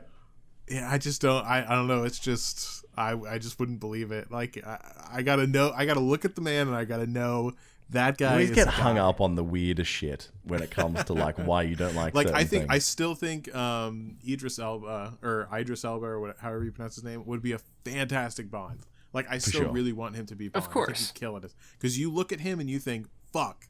Now that's a guy I would not fuck with. He's got the debonair. He's also got the like don't fuck with me. He's got the class. Like I love everything about it. So everything that has that is the perfect Bond. And that's what Daniel Craig had. And so many of the other Bonds had, but Tom Holland just doesn't have it for me. I don't know. See, if Chris Pratt can go from Parks and Rec to like Jurassic World, I feel And then fail okay there? that Tom Holland can pull this off. So he was actually in the news this week too. I didn't put it in the nerdy news, but since you brought up his name, as you quite Yes. often do, I've noticed that you bring up Chris Pratt a lot on this show, Piker. I have a Do man you crush. have- What about it? Yeah. Well, I mean, it's Ryan Reynolds, Hugh Jackman for me. I think we've all got someone that we'd go, Yeah. to the other side for sure. Who's yours, Hebrew? Paul Trying to think who Bettany. you always bring up. Paul Bettany. Honestly, Charlie like probably Day. like Charlie Day. Paul Rudd is definitely one. Oh, of yeah, them. yeah. And probably Daniel Craig. I have a fucking man crush on Daniel Craig for sure. Fair play. Yeah. Why was I bringing that up? Because He's the worst in the Chris. news this week, he's the worst Chris. Yeah. So that makes me feel better because obviously I am a Chris. So knowing that I'm not the worst Chris is pretty great. But yeah, it was so funny. Like it was obviously a joke poll, but watching how seriously like the Avengers and Guardians co-stars came out, Yeah. like defending him, was really weird. Especially Downey Jr. It was such a weird response. Like, oh, people are sending so much hate right now. Like, you should be doing this and that. I was like, I didn't dude, hear it was a this. joke. So what happened? So they had a poll of like basically, all right, so there's a bit of downtime. Let's talk about which of the Chris's is the worst in Hollywood. Mm-hmm. And overwhelmingly, they voted that it was Chris Pratt was the worst because they had like Chris Pine, Chris Hemsworth. Who was the other one? There was 4 on the poll, Piker. Yeah, I can't don't remember the fourth one. Yeah, I think that person apparently has gotten out because we don't know who the other one was. Yeah. But so Pratt was at the bottom of the list. I reckon it was a lot of Anna Faris fans still unhappy about the divorce that just shit canned Yeah, him. probably. Yeah. Yeah. Who knows? Did you know he's an evangelist? Now that I didn't know that until Robert Downey Jr. actually threw that out there. I know that he's married into the Schwarzeneggers. Yeah. Imagine Yeah, I saw that. that. Imagine that having like, walking into a house and just saying, "Oh, hi sir, I'm the man that's fucking your daughter," and it's Arnold. Yeah, I Fuck couldn't that do scenario. Where is that TV show? Yeah. That's like fuck this Keeping Up with the Kardashians. It was just like surviving the Schwarzeneggers. That's what I want to see. Surviving where the is- swords. Fuck yes, I want to see that show. That would be fucking great. Like, he just How walks is that in, not a it's just like- series? Hey, are you going back to Parks and Rec? It's like, what do you mean? It's just like, well, you're putting on the Pudge again. It's just like, what? I went to the gym this morning. You're Only once. only once, pussy. Oh fuck! I want that show so bad right Dude, now. that's great. You Yeah. should write to MTV or whoever the fuck it is. Hey, I will Tell write them. the script. I can definitely write a better script than fucking whoever scripted Keeping Up with the Kardashians. My God. Yeah, 100%. Oh my god, That'd be it'd funny great. as fuck. Great. Yeah. Make it happen. If I see Surviving the Schwarzeneggers on TV, I want a fucking credit right now. All right. Tomorrow you're going to Reboots. see it, and with me being the credited author for it, I'm going to steal the idea. All right, reboots is one of the big themes of 2020, with people trying to bring back nostalgia and make them feel things from when they were younger in a happier time before the wasteland began. The Animaniacs is coming back. Did you guys ever watch this when you were younger? I caught like the very tail end of it. Like I was never like into it, but I know the cartoon. Like I remember the Animaniacs. Yeah. That's it. Yeah, I mean, I remember it. I watched a little bit, but I was never a fanatic on the Animaniacs. My mom actually loved the Animaniacs. I remember that. So I think it was one of those shows, because I think it was kind of, well, not necessarily, because you know how Shrek is one of those things that you're watching it with your kid, and your kid's laughing at it for one reason because, like, Donkey fell down, but you're laughing because they basically reference that he fell down because the dragon fucked him too hard the night before, right? Yeah. Like, that's kind of the like, there's a joke of different layers. So the Animaniacs was quite like that for its time. Like, it was doing a lot of social commentary stuff about the news. Like, literally in the trailer that just dropped for the Animaniacs rebooted, like, they're talking about Trump and they're talking about a couple other bits and pieces. Like, it's very kind of pop culture referencey. So there's definitely that. And then they have to, like, put that through the Looney Tunes kind of filter. But it was always kind of multi-leveled like that I think it was more of an adult cartoon than a kid's in quite a few ways, which I think is why there's a bit of nostalgia for it. But more importantly, Pinky and the Brain. Yeah. Like, I mean, that wasn't a thing for you, Hebrew? Not really. Like, I mean, like I goodness. said, like very tell. Like, I know who Pinky and the Brain is. I know who the Animaniacs are, but I like couldn't really tell you anything specific about them. Like, I kind of remember their theme songs. That's about it. Oh man, me and my boys, even now, like when I'm home, just like, all right, man, what are we doing today? And he'd be like, same thing we do every day, Pinky. Gotta take over the world. And you're like, yep, still holds up. It's just one of those references that, yeah, Pinky and the Brain was always my favorite part from those guys. And the fact that they were in the trailer was pretty good. Definitely. Yeah, for sure. They definitely made it. So if it's more that, I this is one that I'd be like, happy enough to come back and give it a chance, for sure. I'll take Dexter and Courage the Cowardly Dog over any of that. Yeah. We talked about Dexter last week, right? That's coming back? Yes. Yeah. Positive we did. We can Yeah, never my talk wife too is much super about Dexter. excited. Well, I mean, know, right? Dexter, like Dexter's Laboratory Dexter. Oh, shit. I'm talking about like Dexter the serial killer. Yeah. Yeah, I was too. Our reference point for that is very different. Yeah. Yeah, if you were in Dexter's lab in my world, you're basically wrapped in cellophane about to get stabbed. Yeah, he's cutting your cheek right now. Yeah. Well, my Dexter's Laboratory is an amazing series. Dexter the series fell off pretty hard from what I remember, or from what I heard.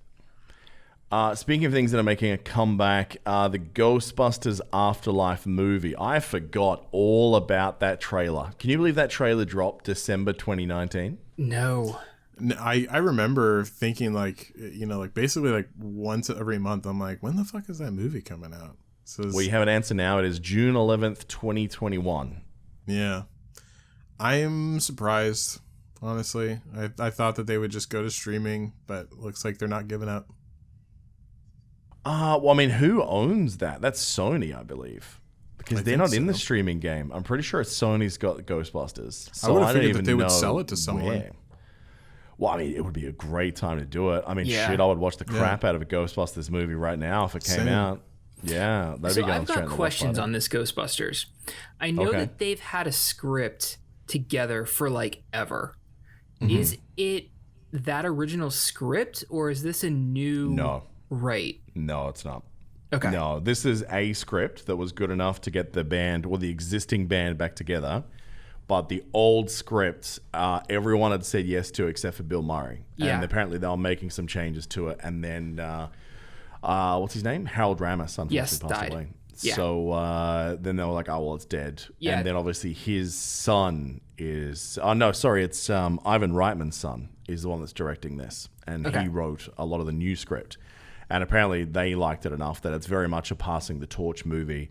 To me, it looks like it's going to be Ghostbusters is Stranger Things. And not just because it's got the actor, but also because it looks like they're going to try and hand it off to be potentially sort of a teenage coming-of-age type movie meets, Ghostbusters. So there's a lot you could do with that. And I mean, you can certainly set it up. But I hope they don't like PG the Christ out of it for that. Because, Ghostbusters was very, very...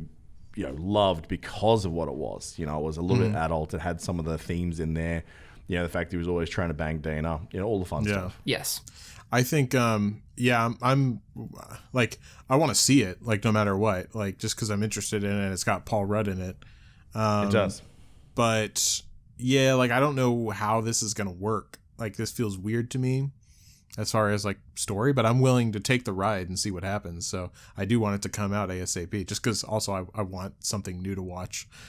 You know what I mean? Well, I've got a suggestion for you. It's have you ever heard of a show called Firefly? I knew you were going to say that. But yeah, I will make it. I will make it my mission to start Firefly this week. We should build, like, with our community. We should build like an A&R's must watch for Hebrew. We definitely should. You know what I mean? Well, for all of us, because I'm sure we're all missing. I feel like there's something. just Top Gun and Firefly on there.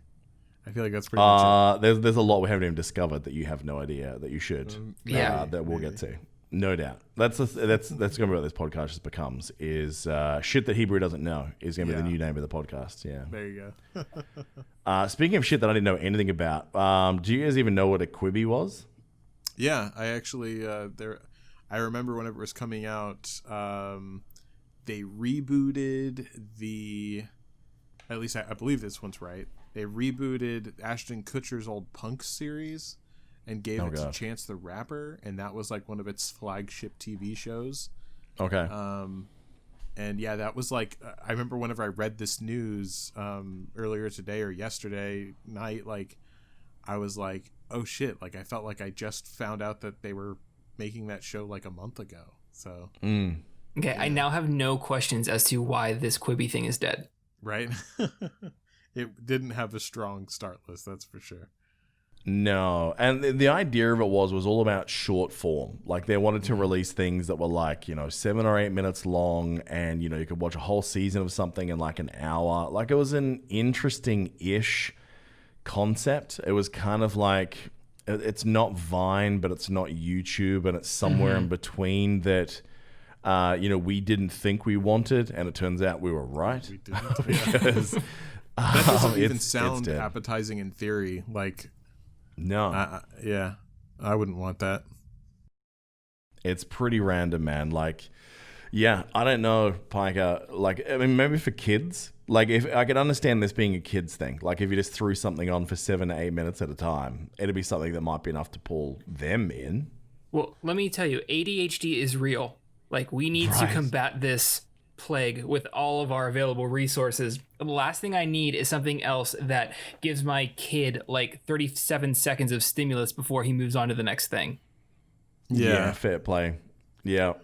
Yeah, I would think longer form is better for kids, because like you don't have to worry about like changing it or anything like that. It just keeps them sucked in for a while. So it's just a shot in the dark there, and if that is what you want. But apparently the magic formula is Parker Plays on Disney Now. There you go. Right. Are you being paid by Parker Place? Yeah. No, but if Disney would like to reach out to me, I can be bought. So no, but I can be available. Yeah. Yeah. They're not going to get much bang for buck investing in this show. I can tell you that right now. All right. Jared Leto's Joker. I think we're all in agreement. Worst ever. Oh, yeah. I mean, hands down, the worst.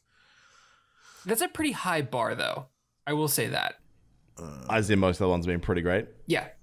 Yeah, that's true. Like, I mean, even old super campy back in the day from the original series. Still better than Leto. Absolutely. So in things that we definitely don't need more of, we're going to see more of it next year. Yeah. I mean, I'm interested. I'm interested to see it just because Snyder and Leto both at different times has said, like, if we were able to do the version we wanted, it would have been a fucking amazing. Like, Leto was always saying, like, he hated how it came out because, like, he knows his Joker looks bad, but if it would have had everything that they wanted, he would be like the best Joker. And Snyder was always talking shit about how it would be an amazing movie if he got to do what he wanted. So I want to see it just so I can know that is absolutely not the case, and that it really is just a shit movie with shit casting. So yeah, because I think the only reason it's there is it's supposed to be an expanded sort of scene into why Batman got as fucked up as he did. Was one of the things that got cut, because obviously in this universe, it's one of the storylines where the Joker did kill one of the Robins. So I don't know what scene it's going to be in the Snyder Cut, but look, out of all the things to add into that movie, like most of the scenes that I'd heard that they were adding in so far, I was like, okay, that actually could make this movie better. Now they've said that, I'm like less excited. No, I'll be fast forwarding through that part. Yeah, that Joker was just not good. Actually, I take that back. He's not the worst Joker. Who's the worst Joker? Joaquin Phoenix's Joker is the worst Joker. I still haven't seen that. Neither have but I. I'm going to. Well, but I think you're still wrong. No, Joaquin Phoenix Joker is not the fucking Joker. I've argued this. But that's also the people. point. That's not canon or anything. It's like a reimagining, if you will. Right. Well, I'm saying, like, no matter what, that Joker just doesn't make any sense. It's a terrible Joker, and it's just not a Joker. Like, Jared Leto's Joker is better than that because at least it is kind of ish like the Joker. I would say that just from the trailers alone of those two movies, I would say that Joker is more like Joker than Jared Leto's. Jared Leto's looks like if you had a character that you needed to be the leader of a town in a Mad Max film, where you need to go to him and he's the guy that you need to murder to get the last tank of gas in the wasteland, that'd make sense. As a character that's the Joker, no. Yeah, but at least Jared Leto's Joker has a brain. Like in Joaquin Phoenix's version, it was a great movie, great story, but it's not a Joker movie. Like in that movie, he's literally mentally retarded. Like there is zero chance that you could ever convince me that he would be steps ahead of Batman. Like there is literally no chance whatsoever. I think our understanding is that Batman doesn't exist in that universe. Then how is like that's not in that he's not actually the Joker. He's supposed to be just a crazy dude. Well, he is indeed a crazy dude. He's a mentally handicapped crazy dude. Right. Pretending to be a clown. That's how I see that movie. And for that, in that right, it's a good movie. But in the actual right of Joker, it's not a good movie. I feel like Crazy Dude is the perfect segue. Yeah, it is. It really is. Sacha Baron Cohen is by far one of my favorite people on the planet. With just his ability to not give a fuck with the characters that he creates. And obviously, even now in 2020, I think most women on the planet, I would say, hate their boyfriends because, you know, they'll take off their top and you're like, very nice. Even now, do you know what I mean? Like, it's just one of those things that Borat has stood up with the bros for the test of time. Like, it is just the movie that is still quotable as fuck. And if you walk into a party for Halloween in a mankini, everyone will know instantly who you are, right? Mainly because they can see your beanbag. So. Yeah. I would say now, so, yeah. Borat 2, a movie we had no idea was going to be a thing. Most was probably like, really? Do we need this? Like, does it need to be improved upon? And yet here we are. And it was supposed to be released a couple of days from now, but it looks like it's actually gone early. It's available on Amazon Prime right now. We've been doing a watch party with the patrons, which I cannot wait to do. It's going to be awesome. But we're already seeing some of the leaks and fallout from this show. Because I was like, how the fuck are they going to get away with this? Because everyone knows Borat. Everyone knows Sacha Baron Cohen. And if you're famous and something seems weird with the people that you're talking to in a mock interview that you don't know is mock, the first thought is going to be, is this fucking the Borat guy? Do you know what I mean? And every time he manages to get around it. And it looks like he's done it again with Rudy fucking Giuliani. Yeah. Well, he picked the right target. Oh, absolutely. That guy is fucking mental. I reckon that if he wasn't president, they could have got Trump again, for sure. Like, if they had access, they could have 100% got Trump. But anyway, one of the leaks that has come out is that they may have, basically lured Rudy Giuliani into a honey trap. And I can't wait to see this scene, but more importantly, I cannot wait to see Sacha Baron Cohen and the actress that plays his daughter talk about this after the movie's been out for a while. Because to me, the story basically goes that she is pretending to be a journalist, starts flirting with Giuliani at a bar, and then throws out the whole, hey, do you want to come back to my room? And he says yes. So instantly I'm wondering, did they know he would say yes to that? Right? Right. The fact they had cameras set up in there have something makes me to think prepare. that they built for a possibility just in case. Yeah. Now, it sounds like they get up there and things are going so well that Giuliani starts putting his hand down his pants, getting ready for action. Mm-hmm. And that's when Borat bursts in the door and basically interrupts it and says, no, she is too old for you. You know, even though she's 15 in the movie's canon. Makes me think that he had to pull the pin because he's like, this is about to go real fucking dark side and I need to protect my co-star. Right? It sounds like it went way too far. And he like intercepted. So I cannot wait, A, to see like how they got him, and B, to just watch Giuliani. Because Giuliani announced like 9 months ago that he called the police because he believed that, you know, Baron Cohen had tried to stitch him up. Mm-hmm. And that he was potentially looking at suing them for, you know, basically being a dick. It's like, oh, you know, I figured it out pretty early. They didn't get me. And now that we're hearing some of these leaks, I cannot wait to watch this movie, dude. Yeah, dude. This is going to be real interesting. I can't imagine how he's feeling right now whenever everything's about to be public. Well, you know the trailer we saw for Animaniacs? Mm-hmm. I imagine that if you like had that but on even more LSD, that'd be a bit of a picture inside like that guy's brain most of the time. Yeah, that's probably a good point. That's a fair call. Yeah, but no, I'm super excited to see this. This is gonna be. I mean, like, I gotta say, like, I don't think that. I hope I'm pleasantly surprised, but I can't imagine like rehashing Borat as a character at this time is gonna be great. But even just for this scene, it's so worth it. So. Yeah, I'm excited to see. I have a feeling I'm going to walk away a little bit heartbroken and judging Americans again, because that's certainly what that first movie was really about. It's just showing like there are certain pockets of America, worldwide really, where there is like genuine fucked up levels of like racism and homophobia and all that. Like at levels Did you see his HBO series or his Showtime series? I still have it. The one where he's the Iranian guy. Well, he plays a whole bunch of different characters and puts a whole bunch of political figures in compromising situations. Yeah. Like, no, I still haven't watched that one, but I'm sure it's fucked.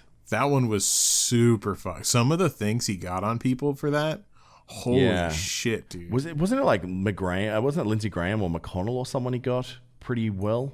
Yeah, there was the guy in the gun control from the NRA. That one was fucking funny. Oh my god, that one was crazy, dude. Yeah, I've seen that episode. He's talking about how like they need to arm like fucking like first graders, like kids in school and shit. Dude, and they did like nuts. a PSA commercial for like back in his country about like arming the kids. Oh, it's just so gross. And old mate was so enthusiastic that it was disgusting, man. Exactly. He was all too eager, dude. It's one of those things that you kind of want it to evolve when you see a guy like that that's so pro gun control that he says give it to the kids. Like you'd love to see a news story one day of man has his penis shot off by young child who mishandled his weapon that was on the kitchen table. You know what I mean?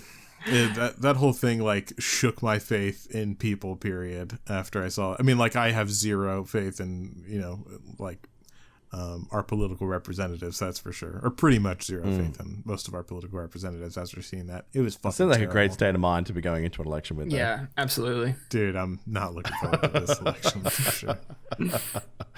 Did you vote, Pika, out of curiosity? I will be going in person on election day. Okay. Oh, Masked you gonna get up that Rona? and ready. Masked up and ready. Yes. Jesus, man.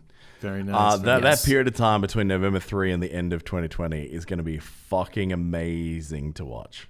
Dude. Have you guys been keeping up with the SNL bits? Because Jim Carrey's doing Biden. Jim Carrey is knocking it out of the fucking park. Dude. Whenever they did the dueling town halls and like it was Jim Carrey and he was like Bob Ross at one point. That was like, pretty funny. What the fuck? That was so funny. Oh man. Like when he was coming in, I'm just like, look, Jim Carrey, like he's always notoriously that rubber face. And I was like, but Biden though? I don't know. And then because like with Biden, you go, do I go like the full caricature version and throw on the aviators and the cool guy attitude? Or do you go for like the super serious, borderline senile? And the fact that he's doing all of it is fucking amazing. Exactly. And like some of those scenes where he gets his voice like terrifyingly accurate as well is just, I love that guy, man. He's such a good impressionist. It's crazy. It's literally crazy. Well, the fact that you're borderline, like not even looking at Alec Baldwin, like he is stealing that show in a way that I didn't think you could, because obviously Baldwin's been crushing it for so long now as Trump. Yeah. So. Oh yeah, 100%. Oh, yeah. Now, a movie I didn't know was even in production. We got a trailer for. It's coming out on March 21st out of Disney Studios, and it's called Raya or Raya, depending, I don't know how you say it. The Last Dragon. Do you guys watch this trailer? Yeah. So it's called Raya. Yeah. And yeah. Do you want to go first, Pika? Yeah. So I mean, I'm excited about this purely because I think my kid will be super into it. I mean, he loved Moana. I thought that was a pretty good movie. I mean, it was really kind of huge at the time, and I feel like it's kind of fallen off since then, but that was a really enjoyable movie that like was on repeat in our house for a solid 2 months. So I'm excited about it. It looked very promising. Yeah, I thought it looked fucking cool as shit, dude. Like I'm fucking excited for it. Like I like animations movie like this. You know, it seemed like a little bit more adult than Moana did, which granted, like I did also like Moana. I think that this one's like slightly more adult, but not as adult as like How to Train a Dragon. You know what I mean? Like it's somewhere in between. I didn't think that was overly adult. I don't think it's like a super adult either. Like I just think it's somewhere in between. Like I think that was like teenager. Moana was definitely for like young kids, and then this is somewhere right in between. That probably feels right. I mean, if you have kids, I mean, it's got ninjas and dragons in it. Like, you're going to hold their attention, and they're going to sit still quietly for an hour and a half, which is every parent's dream scenario. You have ninjas and dragons. You have my attention for an hour and a half. I know, about to say, I want to see this because of that. Like, it kind of reminds me of, what was that? I still haven't seen it, actually. I've been Kung Fu wanting Panda? to see it. No, but I fucking love the shit out of Kung Fu Panda. Don't See, this gives me Kung Fu Panda vibes. Yeah. I mean... It's just missing the Jack Black in it all, but yeah. Oh, but like a more serious version of that, I'm completely for. Like to lean into that kind of lore and the martial arts side of things, and then like it looks very much like the Chinese form of dragon as well. Which everything about that, like this trailer looked awesome. Like the animation goes without saying is like just world class because obviously it's Disney. But it just looks awesome, dude. So I was gonna say I'm actually really keen. The first movie it reminded me of was do you guys know that movie that's like Two Strings or something like that? It's another animated movie. It was, like definitely more Eastern style. It was a little more serious, and it was like the girl with like the 2-string guitar. I'm not familiar with that. I reckon I've heard about this. I don't know why I thought that was a game, but it was I really kind of know what you're talking good. about. It got high ratings, but it was not like super popularized. Okay. But I'll have to find it and I'll like send it to you guys. But but yeah, like I got serious vibes off of that, and so I'm looking forward to this. This is gonna be cool. Now everything apparently needs a cinematic universe these days. We joked around a lot about that last week, I think it was. We're talking about like all the failed universes. So there's another one that's about to be tried to kicked off, and they're going old school with this one. The Power Rangers. They want to try and build a shared TV, cartoon, and movie shared cinematic universe, where I think what they'll do is probably do standalones of different versions of the Power Rangers, and then probably try and get them to come together for like a Avengers-style Power Rangers movie, is what I'm guessing they're going for here. Ugh. Yeah. Did you guys watch the rebooted movie a couple of years ago? No, but I do know it failed miserably. So, did you watch it, Pyga? No, I didn't. And I pretend that the TV remote control batteries are dead every time my son asks to watch the Power Rangers, because it inevitably ends with him trying to do kung fu through the living room for an hour and a half. Hell yes. I know what I'm sending your kid for Christmas. Yeah, the last thing I want is more Power Rangers content created into the world. Well, first of all, the greatest guitar riff in like cartoon history, or one of that, or X-Men. X-Men. I mean, I don't know, the Power Rangers theme song, that is so good. How does it go again? I don't want to do the whole thing because we might get copyrighted. Fair enough. Yeah, I'll send it to you afterwards though. It was one of the first guitar solos I ever learned when I was learning to tap on a guitar. So I can't remember how to do it now, but love that tune. So look, the new movie reboot I watched on a plane. Like, it wasn't certainly something I was rushing out to. I'd run out of shit to watch on the flight home to Australia every year. It wasn't the worst thing I've ever seen. Like, it was definitely an interesting take on it. Like, they were giving them more sort of superpowers. It kind of felt like the Chronicle storyline, as in the Chronicle, lost footage style superhero movie that was released a couple of years back. Right. It was like that storyline. Like they found this thing, they were getting weird powers, didn't know what to do with it. And then you had Bryan Cranston was Zordon. So he was the voice of Zordon number 1. Mm-hmm. And then it was Bill Hader was the voice of the crazy robot guy. Right? So Really? it was definitely, they threw some names at it. And I didn't realize this. Did you know that Bryan Cranston was the voice of several of the villains in the original American TV series for Power Rangers? I definitely did not. No. Yeah, I didn't know either. And then I randomly, doing research this week, stumbled across a video where they were showing him Power Rangers villain voiceovers, and he had to work out whether it was him or someone else because he'd forgotten completely, right? So that was, I had no idea that Bryan Cranston did voiceover work on that. Yeah. And funnily enough, a hemorrhoid commercial was one of the first things that Bryan Cranston ever did for Preparation H. Hey, it worked out for him. Yeah, exactly. So, I don't know if this is going to be something that's going to take off, whether this has lived through its time. I think they're going to have to, really reimagine this whole thing if they're going to try and re-inspire another generation. But the Super Nintendo Power Rangers game, do you guys ever play it? No.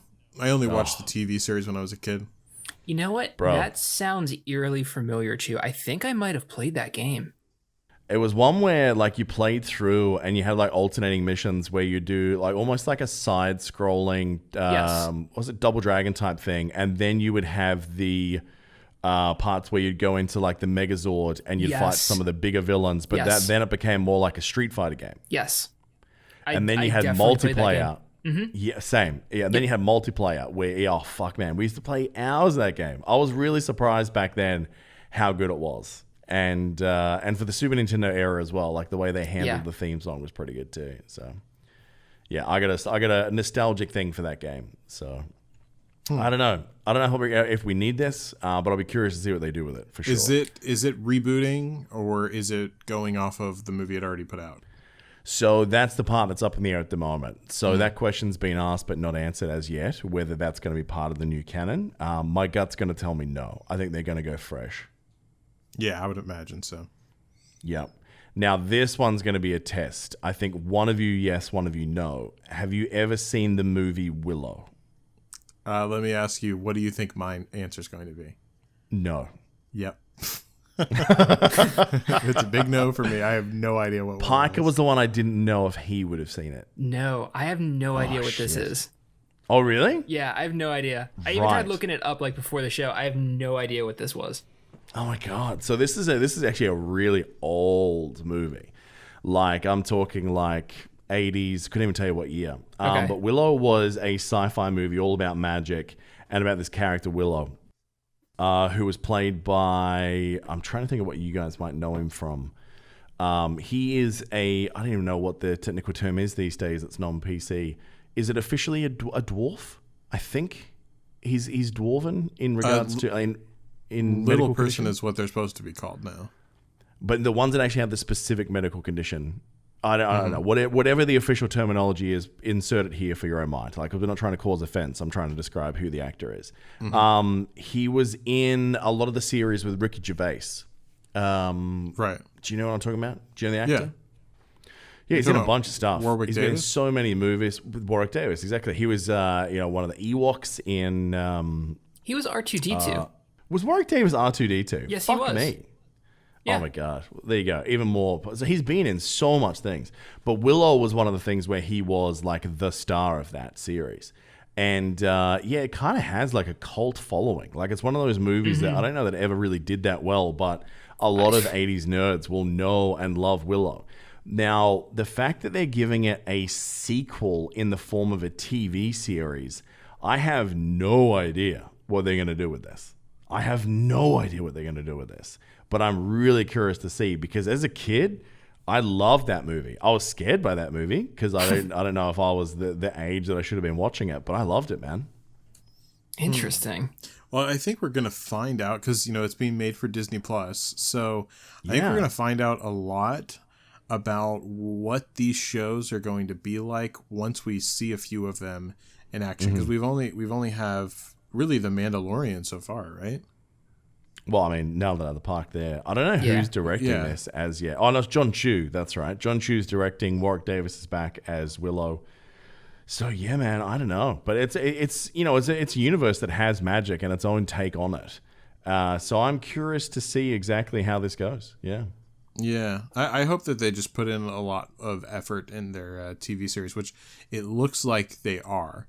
So if they do that, I think they're probably being a lot more selective than like Netflix is with their TV shows and Amazon is with their TV shows, although to a lesser extent than Netflix. I don't know, man. Amazon's been putting in some hard work. I mean, they've been putting in some very decent TV shows. That's what I mean. Times, or buying the rights to other things. Hulu's kind of the weak bitch at the moment, I think. Absolutely. Yeah. Netflix has copped a lot of flack this month because, like Hebrew, people are craving content in big ways. And now they're really getting into the whole, okay, we don't think this is a title that's going to bring in new viewers. That seems to be their big thing. They don't really give a shit about existing subscribers. They pretty much announced that.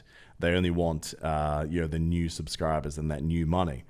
So they're just canceling so many shows that got people hooked. Like they canceled, what was the big one this month? Glow, I think. The Glamorous Ladies and I of Wrestling. love the Glow. I liked it too. Yeah, I liked it too. I thought it was quite a decent look at women's wrestling in the 80s. Like it was very, accurate feeling in that way. Yeah. But I think the women, it sounds like they're trying to with what's that guy's name? Mark Maron, I think it is, the male comedian from that show. Yeah, Mark Maron. I think there's rumors that they're trying to buy the rights so they can make a movie. Oh, that'd be cool. Which would be a pretty cool story. Yeah. I like it. Interesting. I honestly, I didn't know who Mark Maron was until that TV show, and I gotta say he's a fucking awesome actor. Oh, he's got a weekly podcast that's been on forever as well. Yeah, I think actually, I'm not sure if you told me that or what, but I did recently find that out, and it's quite good. I also didn't know that it was as crazy popular as it is. It's like super popular. Oh, it's big. Absolutely. I'll tell you another one that I didn't know they got cancelled that I was really curious to see what season 3 looked like was the OA. Never saw it. Yeah, me either. It was on my watch list for forever. Yeah, it was so funny when the OA first came out. Like the episode, season 1 especially, everyone made fun of that show because of the nature of what it was. Because season 1 was all about this idea of, is this woman crazy or does she actually have a superpower? Like you didn't know. Like it looked like, because she was obviously committed. You didn't know which way it goes. And you didn't find out to the end. And then season 2 became this whole other thing. And then the end of season 2, it launched in a way like on this massive sort of cliffhanger setup for just an incredible idea for season 3 that almost involved like dimension hopping.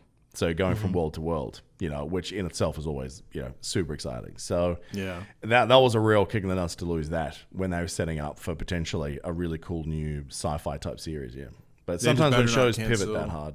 They just better not cancel my Peaky Blinders. That's all I care about on Netflix. I got bad news for you. No, I know they haven't announced anything for that. Would have been right there. All right. Now, on to gaming news, boys. Politics is obviously the talk of the month in America right now because you guys have an election. Oh, I know something going on. Mm-hmm. Yeah, but AOC decided to try and bring some attention towards Biden and Kamala Harris. So she thought, how am I going to reach out to the youth? I'm going to go and play Among Us on Twitch with some of the biggest Twitch streamers in the world, which has now become the 3rd largest live stream audience ever for Twitch. Yep, 400,000 people watched it live, and then another 700,000 people over the next 48 hours. Insane. Yeah, I hopped in for a bit on that. What do you think? Honestly, I thought that she looked bored most of the time. Oh, really? Yeah, I personally thought that she looked pretty bored most of the time. Like, wasn't she there for like 3 hours or something? Yes. It's also like, what's her face is, she gets to me. Was it Pokemon? Yeah. I'm not a huge fan either, yeah. Her voice is just so high pitched. Like, it's not her, like, as much as just like her voice gets to me bad. But yeah, but like it doesn't help probably that like everyone there was so uppity because they're very, like they're always used to being turned on when they're on Twitch.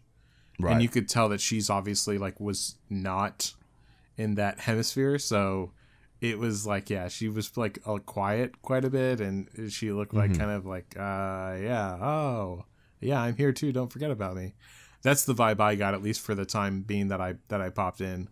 But Right. yeah, it was an interesting move. It paid off because she has honestly like a much bigger fan base now.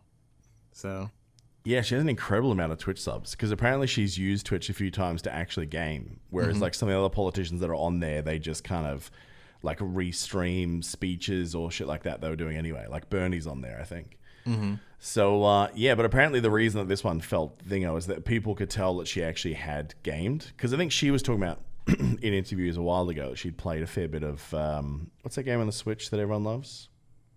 Animal Crossing. that's, yeah. I don't even know if I consider that like a gamer's game.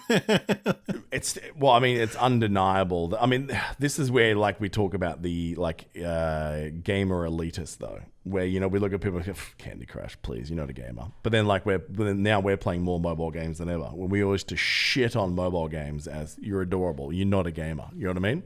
I don't shit on mobile games. Now, It's the type of mobile game that you play. I don't immediately shit on mobile games. If it's like a puzzle game. I don't know, man. I think we have to be more inclusive now. I think gaming is gaming. Like, I mean, there are going to be people that are going to play games that we may find, you know, that's not a game. That's a interior design decorator simulator 2020, which is what those games look like to me. But they're still games. They're still gamers. It's if they all want to call themselves how that. you identify, right? Yeah. Yeah. Oh God, are we going to be going by? I think there's definitely a soon? spectrum of gaming, and that's okay. Like, I feel like you're not. I'm pretty sure you're not allowed to say that people are on the spectrum anymore. I'm pretty sure that's offensive. in the context of gaming, I think I am, at least for now. Okay to say that, but yeah, it's like you could tell that she has gamed before, but you could tell that she was not, which totally makes sense and it's totally fine. She's not in the same league whenever it comes to streaming as the rest of them were. You know what I mean? Like the personalities were just I mean, they too do big. that all day, every day. And they're some of the biggest names, right? So as if they weren't trying to use that for a marketing opportunity themselves. Please. 100%. As if they gave a shit they were that being AOC very was there. supportive of her, though. Like, I will say they did, like I think, like, at some points they could tell that she was, like, a little on the fringe, and they tried to pull her in a bit. So I will say that. That was good. Oh, you're saying that some people that make money from being on public platform were cozying up to a woman that could be president one day? what are they? Well, I have How a selfish feeling. of them. Yeah. Either way, it was nice to see because it felt like to me just like someone was like slightly excluded and everyone else was trying to go over and they probably But that's did have gaming their to own. me. That's gaming to me for the most part, except for Exactly. first-person shooters in League of Legends, where this guy's noob, fuck off.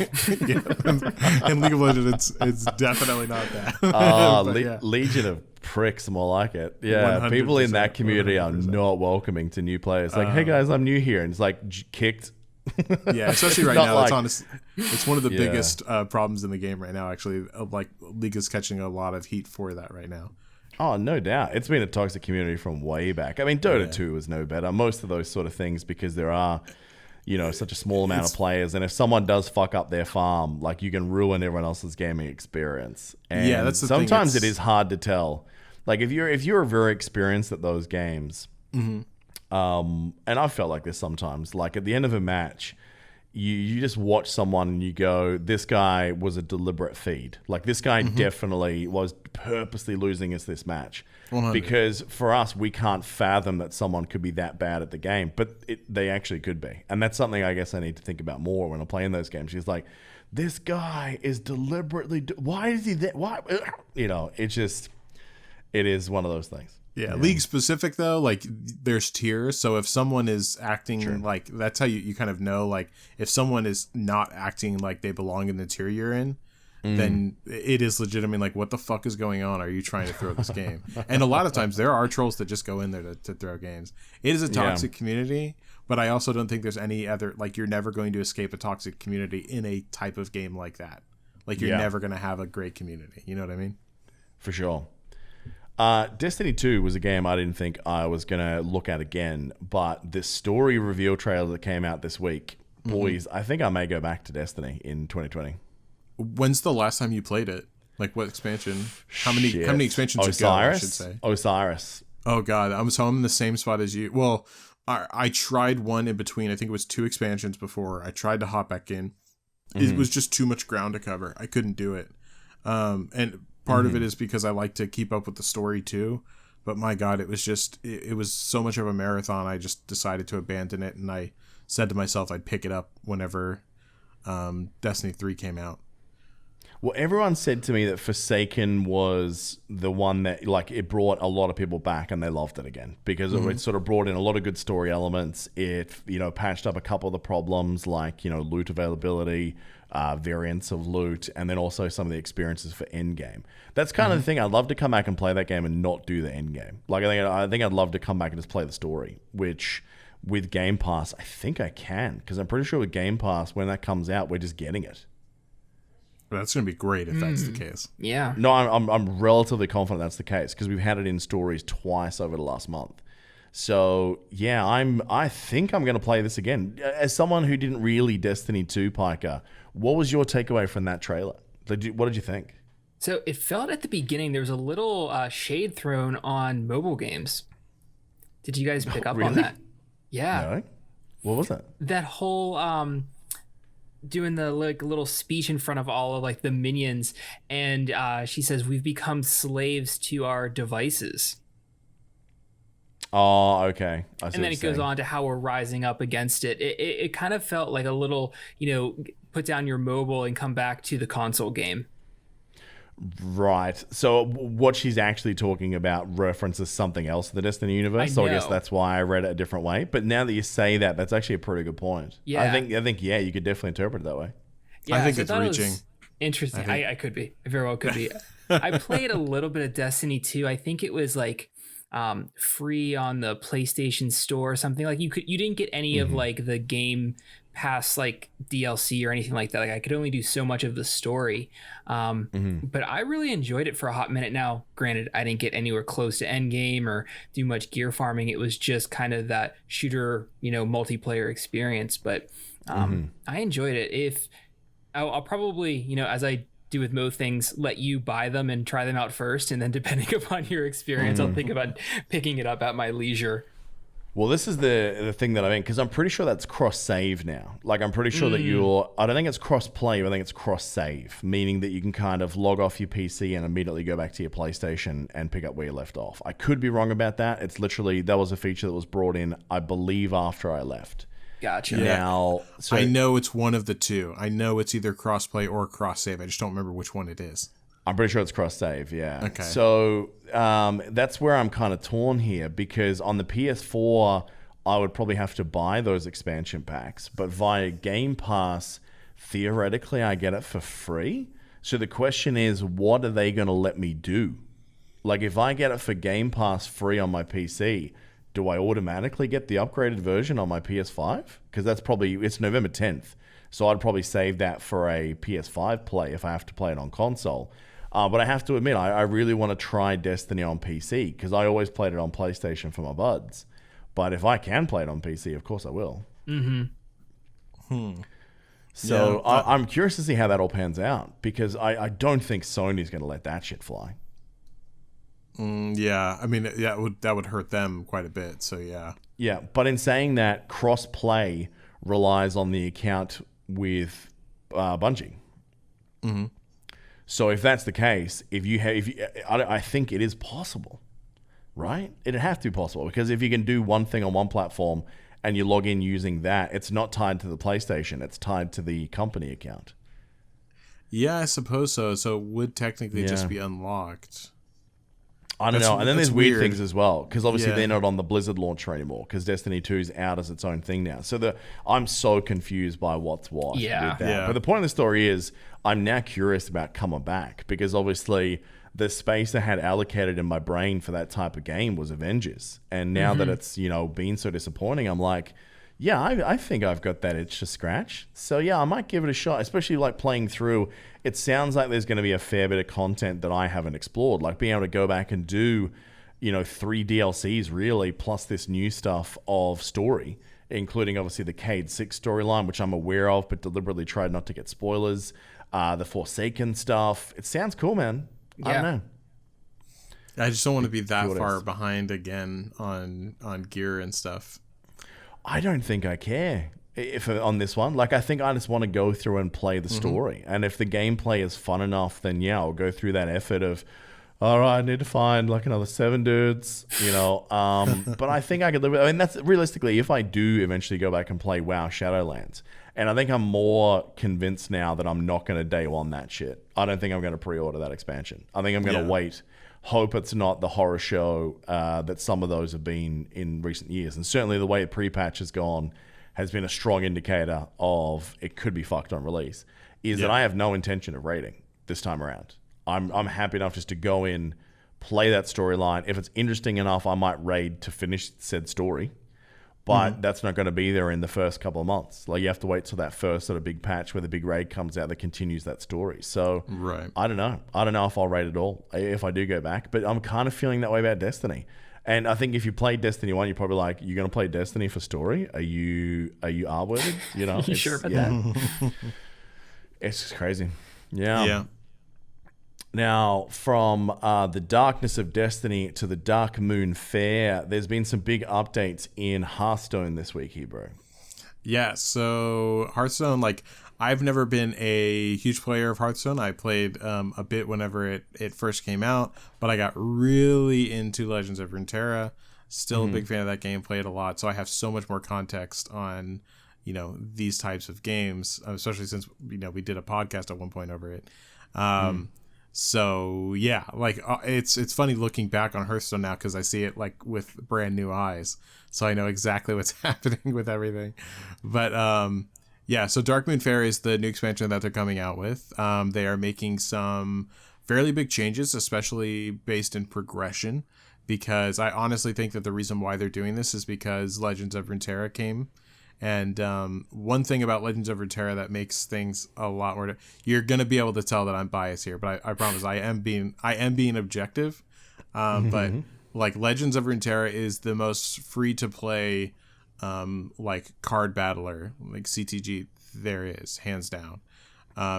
So I think Magic and Hearthstone are trying to react to that now, and so you see like a direct copy of their progression system of how to get rewards, like in this new version that they have coming out. You know, there's a new progression system that they have where it's like this path system where it gives you more like card access, especially to the new sets, and it gives you more cosmetic stuff. And it works basically the same exact way as Legend of Runeterra, which is a good thing because it's a good system. So I'm glad Hearthstone is implementing it. And you're seeing some new keywords that are being brought in. Like corruption is the name of the new keyword. It's a really cool set, I will say, because it's having to deal with the old gods, which someone who knows a lot about WoW narrative wise, Chew, the old gods, does that mean anything to you? It does. Okay.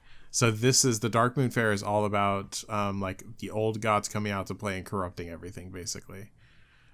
Now, Dark Moon Fair is like, that's always been an event it's been a while since I played WoW, obviously, but that's always been the event in WoW, right? Yeah, so it comes back a couple times, and you'll basically go, you will complete quests like daily. You get a lot of like fun shit usually, like a lot of like little costumes or things that might change your appearance for a while, or you can throw shit at other characters and it changes their appearance for a while or makes things dance. A lot of this really fun, kitschy stuff, but there always was some mechanics in there. Like, for example, if you collected a certain amount of cards that you got from that event over time, you could actually make some pretty powerful what would they call it in that game?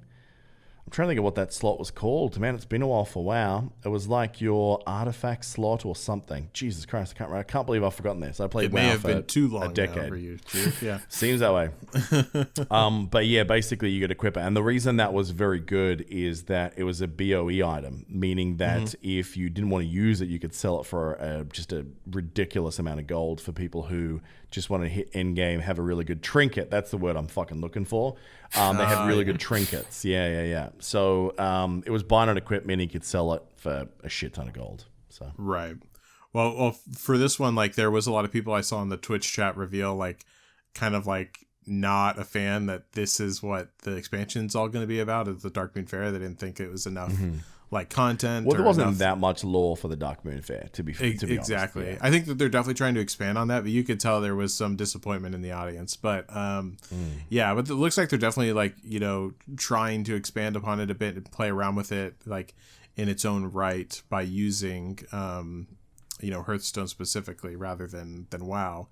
But yeah, and then there's also a new game mode out. It's very similar to Expedition in League of Legends, except for the fact that in Legends of Runeterra, but instead of in Legends of Runeterra, where it's like pre-picked deck sets, kind of, where you get to like pick groups of cards.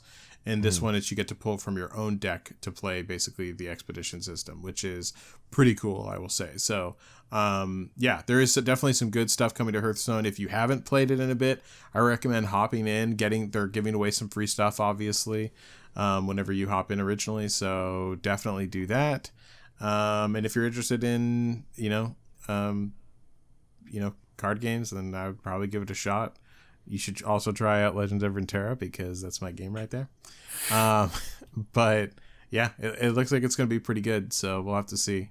I don't think either one of you guys play those at all, do you? No. I used to. Games? Not Runeterra, but I used to play Hearthstone a shit ton back in the day. I'd Really? say for the first 3 expansions, yeah. I played it a wow. lot.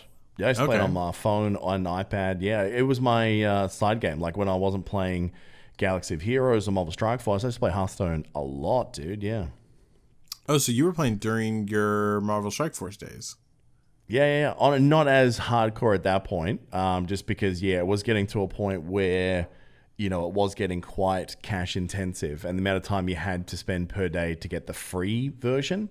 Like if you wanted to sort of get enough currency to actually get the cards that you wanted that you'd missed out on through luck.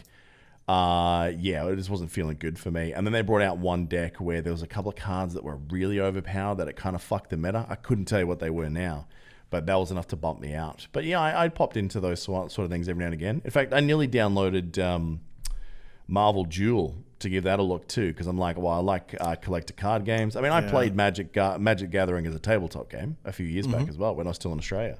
So I like those kind of games, but they've always been more and more and more and more monetary obsessed. And that's why I think Legends of Runeterra, while it's probably not my favorite iteration of it, although it is very good, of a collector game, it's probably the most important release in a long time because like competition is definitely like the god of innovation. Like when you are allowed on a level playing field to compete and someone brings something out that you're the biggest game in the world and you've got this and you don't have to evolve because you're still making all this money. That game, I think they've forced Hearthstone to probably move towards what it could be. And I think this is the first step of that a lot of these changes, I'm like, do you know what? I'm not going to do it now, but if they keep doing stuff like that, I think I'll check it out again for sure. Yeah, I mean, it's all this patch was all about in several ways, giving you more rewards for your time. They emphasized that several times. So it's definitely like it is a reaction to what Legends of Runeterra is doing, and it's good because as you said, like especially in mobile gaming where it is very predatory on monetization. That's the kind of shit that we do need to see. Other companies coming in and saying, laying their dicks on the table and saying like, no, this is what it's going to be like and it's better.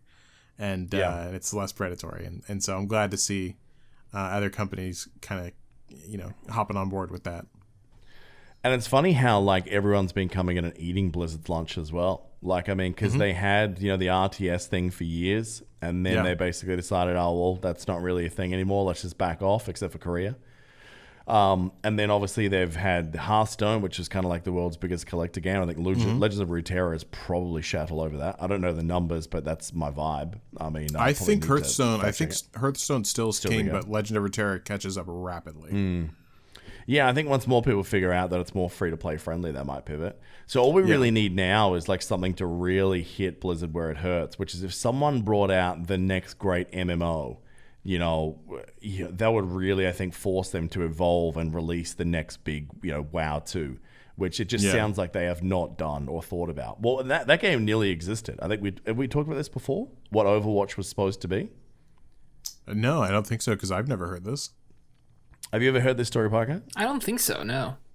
So Overwatch, as you currently know it now, was not what it was supposed to be. That was supposed to have been what you see now, a PvP mode only, as a subset of a much bigger MMO game. That game was supposed to be an MMO called Project Titan, was the code name it had been given for ages. And it was in production for, I think, 6 years before they said that they just did not think that MMO was good or worthy of the public. So to save the IP and to save and defend the investment, they pivoted hard to this one PvP mode that the internal testers had really liked, which was the first-person shooter PvP mode. So that world, which is a very cool story world for Overwatch, like I wish that was an MMO. Same. Yeah, that's what we got. And we may get some of that. Like, it looks like we won't be the more traditional MMO format, but the fact that Overwatch 2, quote unquote, I say 2 because for most people it's still going to be Overwatch 1, but they're adding in a PvE mode, which they may start introducing skill trees and all that sort of stuff. I don't know where the fuck the announcements for that went. It sounds like we're going to find out at BlizzCon early next year, but yeah, that was supposed to have been the next big thing, and then they just bailed. And obviously they went, well, WoW's doing well enough still. Do we give a shit? So I would love someone to force them into their hand. And like, part of me hopes it's the Amazon MMO for Lord of the Rings. I'd love it to be a Lord of the Rings game that fucks them out of that title. Yeah, I agree with that. I mean, I think you're right. It's been a long time since we've seen like the big heavy hitter MMO come out, something to challenge WoW, because something will and needs to challenge WoW, because it either needs to just die and they need to make the second one, or we just need something new, because WoW is fucking it shouldn't be allowed to be what it is in modern day. Like, I'm sorry, it feels unacceptable at this point. It's ridiculous. It's very dated. I mean, and like we talked about before, like with how powerful mobile phones are now, like as long as you can build it to work on mobile, you can still make an engine that works better. That's cross-platform, cross-save. For sure.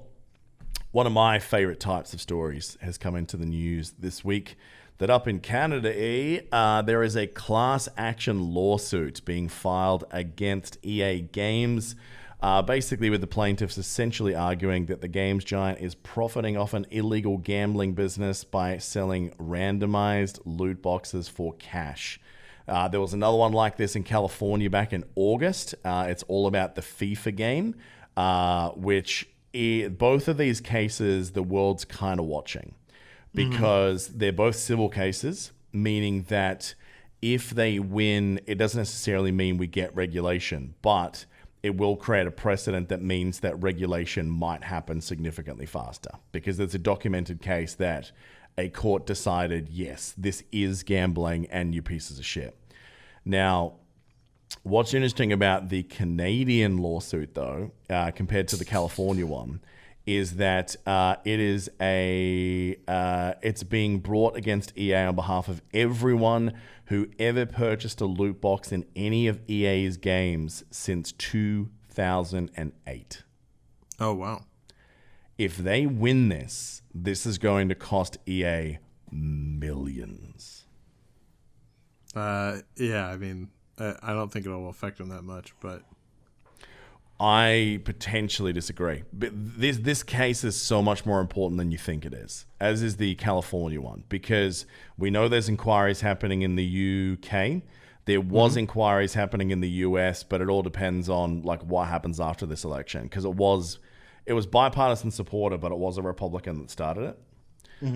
And that was Josh Hawley. So whether he goes at the election or whatnot, we just don't know. So, I mean, I hope the US suit keeps going, or investigation, I should say. But if there is precedent set in either Canada or the US, just North America or anywhere really, there's going to be knock-on effects. And yeah, if we can do something about loot boxes, I mean, I'd be fucking stoked for it. And I know we play Genshin, but I openly tell people don't spend money on Genshin. I do it for very different reasons, because I don't have time. And I can spend money to then play the game in the way that I want to in the short burst that I have. Yeah. So my reason, you don't for even loot need boxes, to. Like, yeah, you don't even need to. Of course I don't. Yeah, and that's the thing. It allows me to basically go through a game and say to people why you shouldn't do things. So, I mean, we're doing it from a content creator perspective too, which is very different. Yeah. So, yeah, I mean, I would love to see loot boxes die a fucking fiery death. I say it every time I get an opportunity to use a voice. And, you know, if we ever created a big podcast, like if somehow this was successful, trust me, I'd be using that platform of a voice to say, can we fuck this off, please? And encourage gamers to say, how can we be a part of getting rid of this shit? You know, what if we all agreed to pay $10 more for a video game when it launched? What if we all agreed to, you know, be a part of expansion packs again, which is realistically made a comeback anyway? Make battle passes a thing. Fuck, battle passes are popular as fuck right now. You know? Yeah. Battle pass and cosmetics. We don't need anything else. Oh, dude, absolutely. That's just what it is. Yeah. Yeah. It's not. There's not an excuse. Fuck yeah.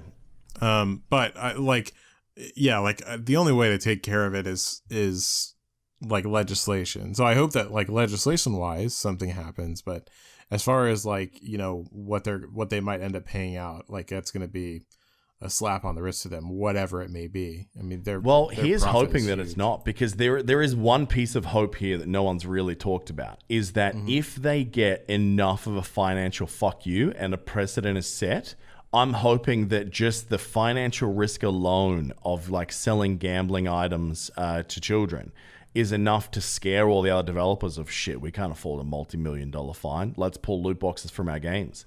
Like, it could theoretically force self-regulation, which is the better version, because we don't want governments fucking around with their games if we can avoid it, because they always bring in things that we don't want at the same time. That's just the way it works. Just like, what? There's boobs in this game? Not anymore, son. Like, oh, fuck.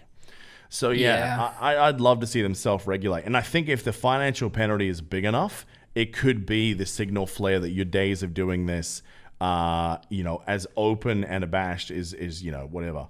And trust me, bro, if I see that coming out as a successful case, I think that we rally the boys and we go after Scopely ourselves. Do you know what I mean?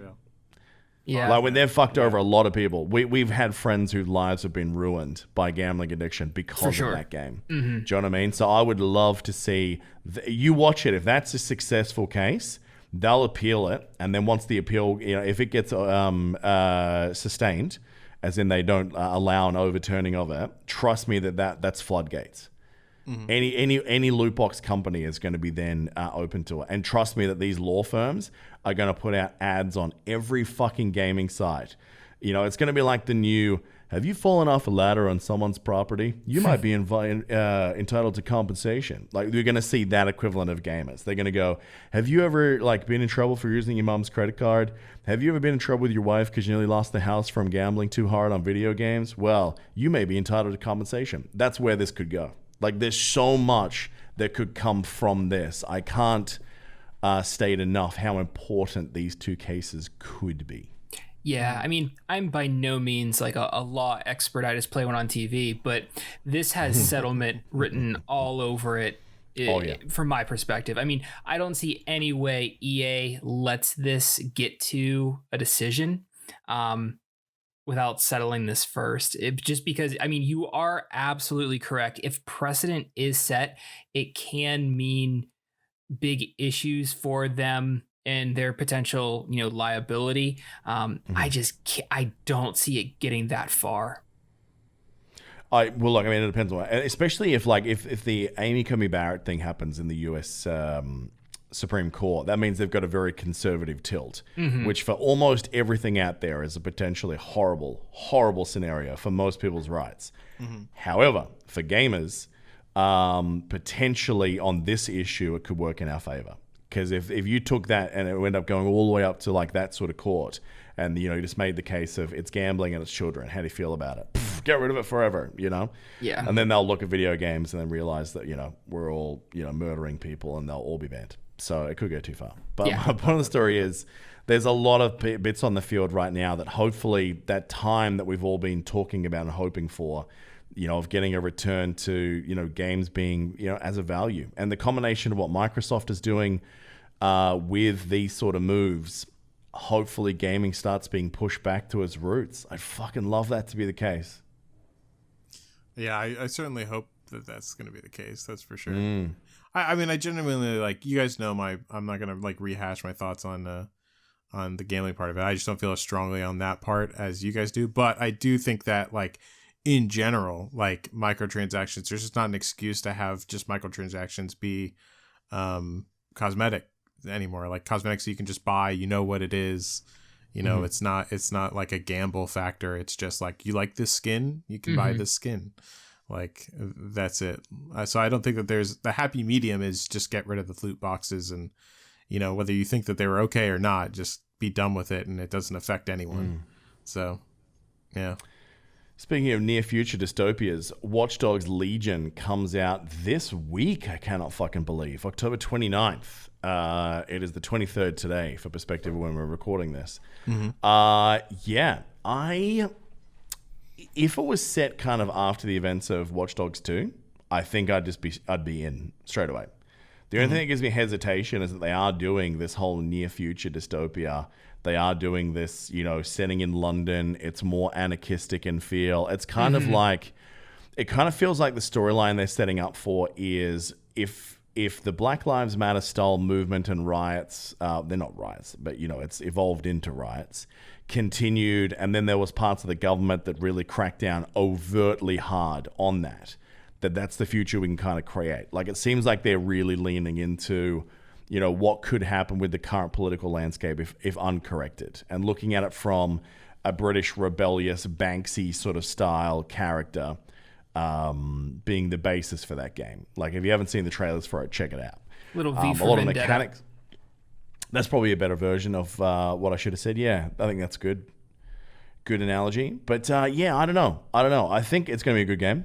It's got a lot of things going for it. It's the first one of the Ubisoft games that is going to have this Ubisoft Connect thing. I know Piker, I've spoken to very briefly about this before, but are you aware of what Cross Connect is, Hebrew? Cross Connect? No. So Ubisoft games going forward, this one being the first one, will be cross-play and cross-save if it's linked in with Ubisoft Connect, meaning that if I'm playing on my PC and then I go to my PS5 version, I can just pick up where I left off. I can play with my friends from my PC who are on PS5. Basically, this is, you know, a developer that's saying we're going to make sure cross-play, cross-save is the future of all of our games. And that's also good. Going to be in Assassin's Creed Valhalla, Immortals Phoenix Rising, and Riders Republic. Yeah, that's good. I mean, that's only a good thing for sure. Absolutely. Now, one of the big changes from what you're playing at the moment, Piker, in Watch Dogs 2 is in that you play as very specific characters. Like, you can't really choose anyone outside of those base 4 as the game progresses. This game, what they're doing is that you are able to recruit anyone that you interact with in the real world and convince them to come and be a part of the rebellion, if you will. So you can take a random Joe from the street and then figure out, how am I going to convince this person to come and work for us? And then you can play as them. That's really interesting. And watching a couple trailers for this, I mean, replay factor, I think it's, you know, being able to do the same content different ways and kind of experience it differently each time. That's a huge selling point for a game. I mean, that's awesome. And, you know, the enjoyment of facing a challenge and having to come up with a creative solution to complete it depending upon the character that you choose. I mean, that was interesting. And it certainly looked like they were leaning into the fun a bit more with some of the characters that they've created that you can recruit, and kind of a little bit of their backstories. You know, some have a drinking problem, and that kind of, you know, leads into their abilities and how they interact and interface with the world. I definitely give them props for trying something new, especially something so fresh in the third iteration of a franchise title. I'm curious to see where they go too far away from it, though, because I think Watch Dogs 2, they really hit their stride. And then to potentially pivot even harder to something new again, I don't know. I have to admit, I'm probably less excited about this one than I was about the second one, especially having played through it. But I'm going to give it a shot because the second one was a really, really good game. Are you going to get it straight away? I think I might, just because it's in those couple of days leading up to the PS5 launch anyway. There's not that many other games coming out over the next couple of weeks, apart from that. So you're going to get addicted to Ghosts multiplayer. You're going to drop into Legends, and you're going to be a samurai for the next what, 4 weeks, 3 weeks. I mean, maybe. We'll have to wait and see. But yeah, I'll give it a shot. I'm not as excited as I was just because of the setting. I think they've gone too far away. But apparently one of the playable characters in there is the original guy from the first game. You can actually play him again. So yeah, I'm curious, man. That's see cool. what they do with it. I think, yeah, they'll either win me or lose me early on. I'll see what sort of deals they've got. Like, it might even be worth waiting a little while because Black Friday's week after, I think, it launches. So with the heavy amount of competition from games coming out in November, I wonder if they try and maintain as much momentum and get as many installed copies as they can, and they start discounting heavily earlier than they would normally. I'll be interested to see which way that goes. Yeah, that's fair. I don't want to pick it up until I've finished Watch Dogs 2. So with that, I mean, it's going to take me a while to get through that. I'll probably wait until it's, on super sale sometime, probably around the holiday or a little bit thereafter. And, dive in then. And because its strengths are obviously single player, story-based missions anyway, I think it can do that. I don't think there's any rush to go out and do this. Now, Xbox has been dominating the console war news over the last couple of weeks, and so we're all waiting for what PlayStation's big counterpunch would be. Like, what are they going to bring out with their big news? And the only thing they brought out this week is which streaming services are going to be built in as native to their platform. So which one's going to be built in? In fact, even the remote control option that you can purchase for a PlayStation to use it as like a desktop hub, if you will, actually has some of the buttons built in. So it's going to be launched with Apple TV, Disney Plus, Netflix, Spotify, Twitch, and YouTube. The fact that it's missing Amazon Prime, Hulu, and some of the other newer ones. HBO Max. HBO Max as well, like that new one, Peacock, from, what do they call themselves? NBC or NBC Universal or something that's not on there. There's a lot missing that is going to be on Xbox Day 1. This just feels like another kind of missed it strike from Sony. Yeah, not going to lie, this one, because I use my PS4 probably mostly for TV show watching, honestly. Right. Like, that's kind of like my console system just to watch stuff on. So, yeah, the fact that that's not there is pretty upsetting for me. I'm kind of pissed right now about that because I didn't know about it until today. I have to choose just to kind of show you where my mind's at with this now. Like, I kind of have to choose which one I'm going to be saving for Christmas and which one I'm going to be picking, like, getting now and using. And I think I'm honestly going to pick the Xbox at this point and then save the PS5 for Christmas because I want the streaming stuff. You know what I mean? And, like, I'm really pissed right now that PS5 doesn't have that. And I remember on PS4 they didn't have a lot of those whenever it originally came out either, and I had to wait a really long time to get it. So, there was a lot about the Sony at launch that was dog shit. Like, I mean, it was only about a year or so ago that they fixed the biggest problem of the Sony platform, which was the download speeds for new games and updates. Yeah. That there was something about it that you could have a computer plugged into the same socket and it'd be downloading, 100 Mbps. And then the Sony at the same time be like 10. You're like, what the fuck is going on, right? It'd just be... The way that it was natively built from the start was not great. So, yeah, I think this is another tick for Xbox. I think if you're really battling, like, which console should I get, realistically, the PS5 now only has one thing to hang its hat on. That's those gaming exclusives. Is that if you want to play Uncharted games, if you want to play, Horizon, if you want to play God of War, you have to have the PlayStation. But that's the only thing they have now. Microsoft is winning in every other category. I can't think of any other category where they're winning right now. Yeah, and I honestly think that this is like a really like a really big one, like bigger than what probably most people realize, just because like there's so many people that just want an all-in-one system, just one thing to throw down and have that on their entertainment center. And I certainly know I do. And the fact that I can't get all of my like media stuff, like I can't even get Hulu and Amazon on there. That's fucking unacceptable. Well, Amazon Prime is coming. It looks like Hulu will come as well, but HBO Max is one of the ones that at this stage there's no announced plans that it'll be coming on there at all. So there's obviously negotiations going on that we don't know about. The concern is that like for me at least, like I remember that was the same exact language whenever PS4 came out, and it took months to get it out. So I'm talking like I think it was like legitimately 5-6 months, and so I don't want to wait that long. So I'm pretty pissed right now at that, honestly. So PS5 really needs to shape up quick, like real quick. So yeah, we'll see what happens with that. Fair enough. 2K has come out and apologized for putting ads that were very, very intrusive into NBA 2K. Apparently it was the worst for people who were playing it on the new Oculus Quest. Apparently, like, they'd be sort of, watching a game or something like that, and then boom, would like throw up an ad right in their face. So that's not ideal. And they've gone, we didn't mean for it to be so intrusive. And instead of saying what we thought they would say of, because of the player backlash, we're going to remove it from the game, they just said, we're just going to not make it as invasive going forward. So this seems to be the new trend of like, all right, well, if loot boxes are going to be something we can't make money from, we're going to have to find a way to get ads into the games. That's how we're going to make our money now. Yeah. It's like, well, that's a dangerous new trend because that's 2 games this year now. That's from 2 developers. We got EA with the UFC game, and now we have 2K with this.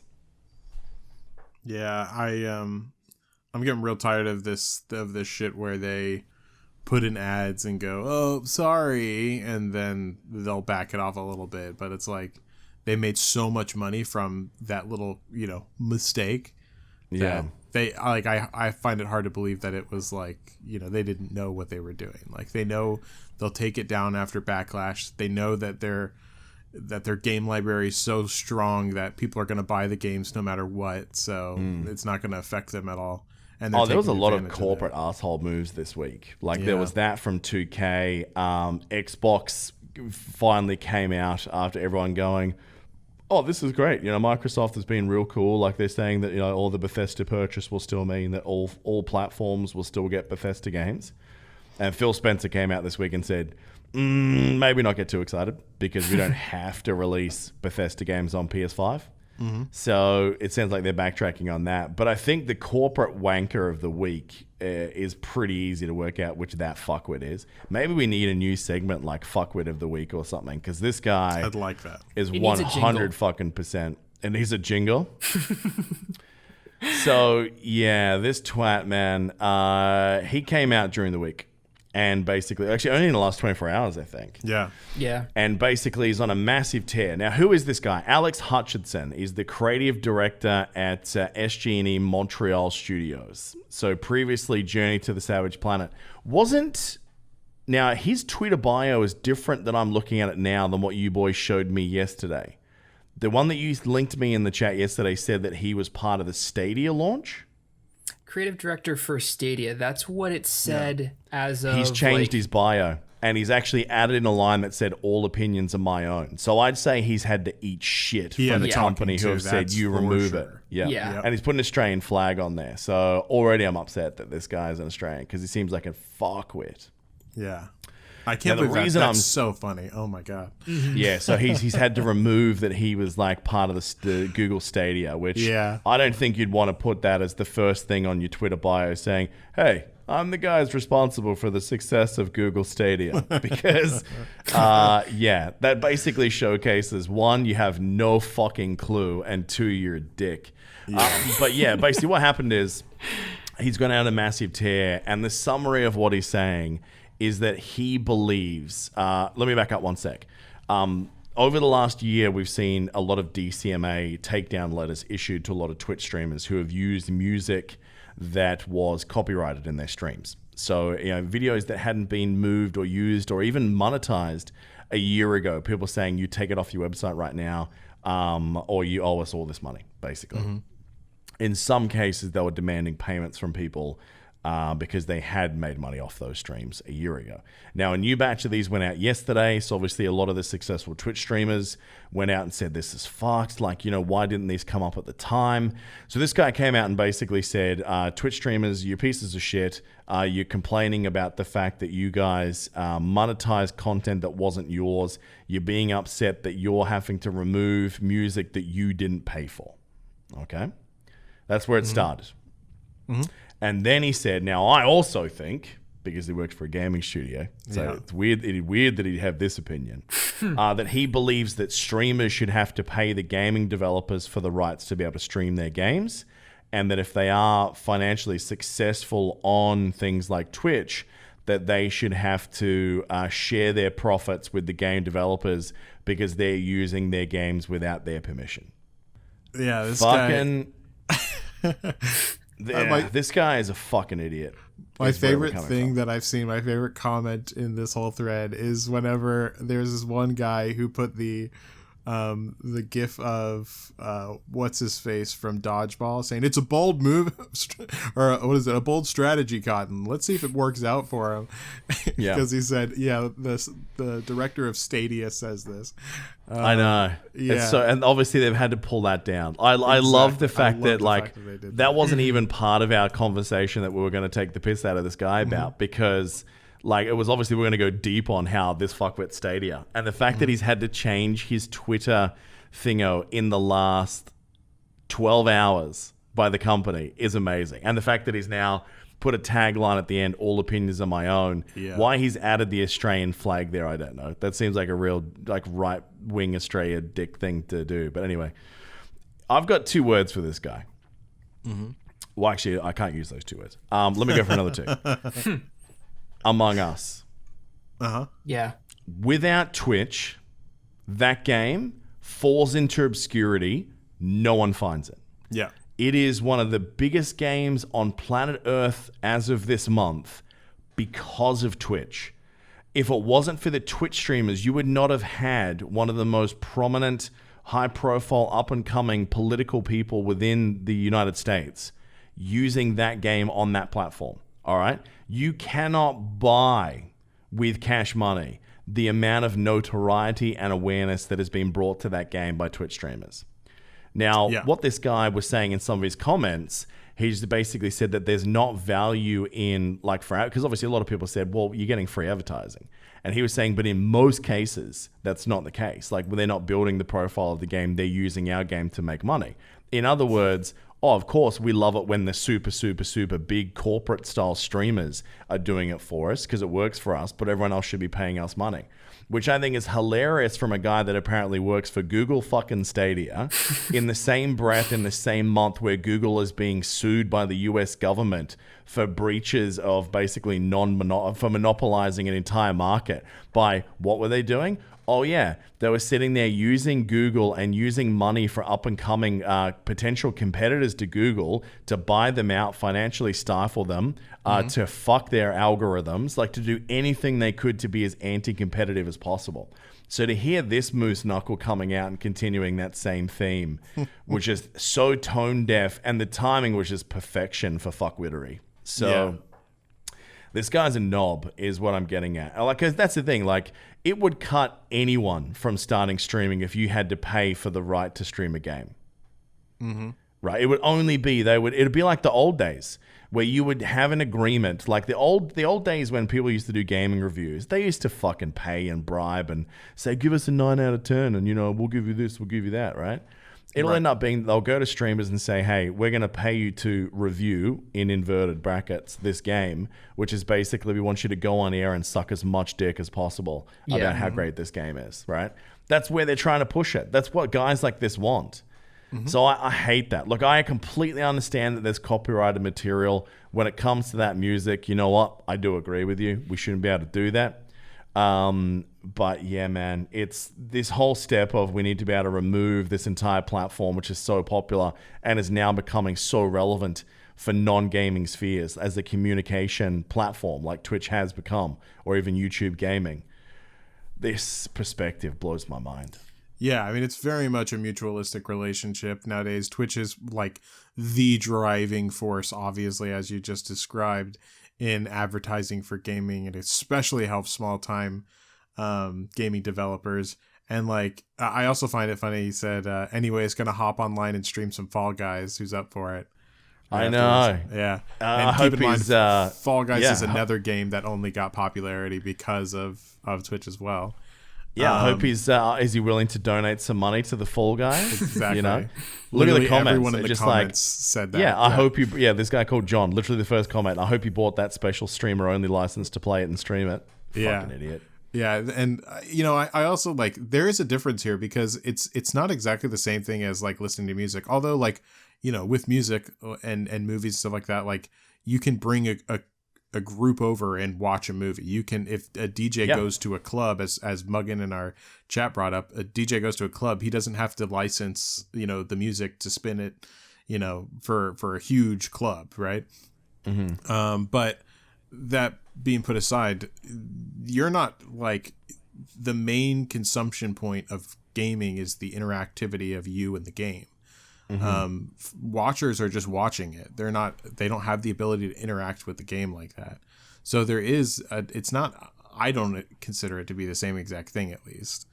So, I don't think that it would hold up like from a legal standpoint anyways, but it certainly has benefited, rather than hindered the gaming industry in pretty much every single department.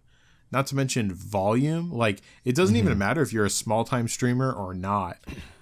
Just volume, like the sheer number of people streaming your games is a statistic people look at. It's arguably the most important statistic on Twitch that people look at because, you don't have to be big to be like another number in the like, okay, who's, what are the most streamed games right now? And that's what matters the most in kind of like what's popular in the gaming industry right now. So. Same with that Phasmophobia game. Like, I guarantee that was a game that, like, not too many people have found because it's so specific. It's an entertainment game. Like, most of the people after our episode the other day that we're talking to about that game were saying, I haven't played it. I have no intention of playing it, but I'm going to watch it. Do you know what I mean? Like, without streaming, we wouldn't have this. Too. Yeah, I know. You said the same thing last week. Yeah. Can I say that this thread of responses to this guy is currently my favorite thing? Oh yeah, 100%. Like the last 24 hours. I have to share this one. When he said he's going to log on to Fall Guys, someone has literally sent him a link to where he can purchase one of those machines that allows him to go fuck himself. Those like sex machines where you're like, right. And then he's like, then the guy's put like 5 comments with like all the different dildo attachments he can use to go fuck himself. Like this is really dedicated. Man, I love the internet and That's gamers like especially. You artistry don't level. fuck. You don't fuck with gamers, right? You don't tell us what to think because people are going to do exactly this. This guy I think should be concerned for his job tomorrow. I'm not about cancel culture, but you don't go out and market yourself as the big boy from Stadia.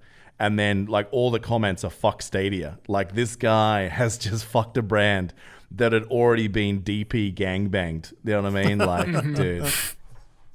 Yeah, I know. I mean, whenever I saw this, I was just thinking to myself, we experience some of these games and it's like, how did this studio or how did this company, how did this developer make such asinine decisions or monetize the hell out of something? But then you see like, these are the perspectives that the like suits who are in charge of these things have. Like, this is why they make those decisions because these are the types of things that they believe. Yeah, well, remember that like one of our favorites was this company for a long time. Like Nintendo was this guy for a very long time. I think in a lot of ways they still are that guy. Like we saw him sue that amateur porn chick last week. That's in right, the news. So it's man, I just love when people just do not read the room and then just like keep going. It's so good to watch. If we have a wanker of the week, Alex Hutchinson, cheers to you, my man. You you are our inaugural winner. Sure. Maybe we need like a trophy, a board of wankers or something. We need a name for this. Like, come into the A&R Discord, guys. Discord, was it? Discord.me/ANR. Yeah, that one. It is so simple. Sorry, I'm still reading these comments. I'm still reading these comments in real time, so I'm losing my track because it's so fucking funny. I just love, I did not know that he changed it, and I fucking love the fact that he had to change it. That's gold. Because I went to his Twitter at the start of this conversation, and I was so confused. I'm like, this is not what you boys sent me while I was sleeping. Because I had no idea that this was a thing until I woke up this morning. I was like, oh, God. So, let us know what you want us to call this. Is it like the wall of wankers, the board of bitches? I don't know. What do you want to call this thing? I think we let the people decide. This is on definitely going to be like a community vote situation, I think. Yeah. Yep. Absolutely. All right. Last piece of gaming news for the week, and actually Nintendo has linked to this. So Pokemon Go, not Pokemon Go to the polls, which is still one of the worst sound bites I've ever heard of. So AOC, that's how you reach gamers. Hillary Clinton, that's why you lost 2016. Bitch. Yep. You know. Jesus Christ. Yeah. So Pokemon Go, one of the criticisms of that is that people wanted more interactivity between Pokemon Go and Pokemon Sword and Shield. So there is now something coming with the Crown Tundra expansion very shortly called Pokemon Home, which is actually going to allow you to transfer Pokemon that you have caught via Pokemon Go into your Sword and Shield game. So that's kind of cool. Yeah, that'll be pretty cool. Yeah, because I mean, obviously, there's some like regional specific type things that you can only get in certain things, and things that aren't available in Sword and Shield that perhaps you want to get, and there might be a way that a lot of people, without having to trade across the world and find someone specific to trade with, this is good. Yeah, I think it's good for Pokemon fans. That new expansion looks really good. It's getting some good feedback. Yeah, I just wasn't a fan of. I have Shield, and I just wasn't a fan of it. You just hate everything. Is what I'm hearing. No, I just don't like games that are fucking lazy as shit, basically. Good times. All right. Now, in the mobile corner, there wasn't much this week, but Wild Rift had some gameplay up last night. Mm-hmm. Yeah, so the gameplay for Wild Rift, I mean, we've seen gameplay for it for a while now because it's been in closed beta, but they've been totally open with having game footage out. But this was the first time that we've seen any kind of like official gameplay outside of just a few short announcements that they did before with like quick looks and a very quick look at it with 5G Verizon whenever they launched the iPhone 12. So they did an invitational today, which is yesterday technically, I guess now, was the 22nd, with a couple of different celebrities. Like Zed, the musician and stuff like that was there. So it was some professional like League of Legends streamers, a few like professional streamers of other games, and then a few celebrities. But they were all invited to like an invitational game hosted by Verizon, and everyone had to play on their 5G AT&T. I'm sorry, their 5G Verizon iPhone 12s. So yeah, and I watched a bit of the stream before we started the episode. Looks good. I mean, I have to say, like, I'm a fanboy of Riot, so take this as you will. But I mean, the game looks really fucking solid for a mobile game. I'm really impressed. I can't wait to play it. I mean, Riot honestly has been killing it recently. Their content is really nice and free to play, so I'm digging it. But yeah, the gameplay looks smooth. Graphics are exceptionally good. Everything worked pretty flawlessly from what I saw. I was actually secretly hoping for just like a big fuck up somewhere, like on Verizon's part or something, just because I thought that'd be funny as shit. But I don't know. Here's to hoping for tomorrow that something else happened there, because I didn't get to see the rest of it. But yeah, I mean, that's pretty much it. On the 27th, I gotta mention this. On the 27th, open beta's coming out for Asia. So if you feel like you want to try to play it earlier, you can hop over there, using the back doors to get into the Asian servers and download it that way. I would be hesitant to link your normal account there though, because whenever people did that with Legends of Runeterra, it kind of screwed up their account for a while until they were able to fix it back to where it should have been, because they backdoored it to another region. So yeah, just be careful, but if you really want to do that, that's there. Cool. All right, so let's talk about what is coming out this week, folks. So it is the 23rd of October right now. So we just had Torchlight 3 come out for the Switch yesterday. So I'll be curious to see how that version actually runs. If I hadn't bought it already and I was curious, I think that might be where I'd think about getting it. It's more expensive, but it's quite a good, I think it's a good Switch game. If I was still traveling for work, I think it'd be one of those ones that'd be good on the road, for sure. It feels like more of a Switch game, honestly, than a PC game. Yeah. Now, I saw this on the launch for today, and I was like, do I talk about it or not? Because most people are probably going to have no idea what I'm talking about. If I say the words Leisure Suit Larry, do you guys know what I mean? Wasn't that like a porn game? Kinda. Yeah, it sounds so familiar to me. Like, I know that I've heard this before. I think I only know it because you mentioned it like an episode or two ago, Jew. Was it that recently? I mean, Yeah. I know I've talked about it in the past, but so Leisure Suit Larry is a game that dates back to the era of games where, like, it was an exploratory game. You use the keyboard, like, up, down, left, right to walk around, like, all 2D.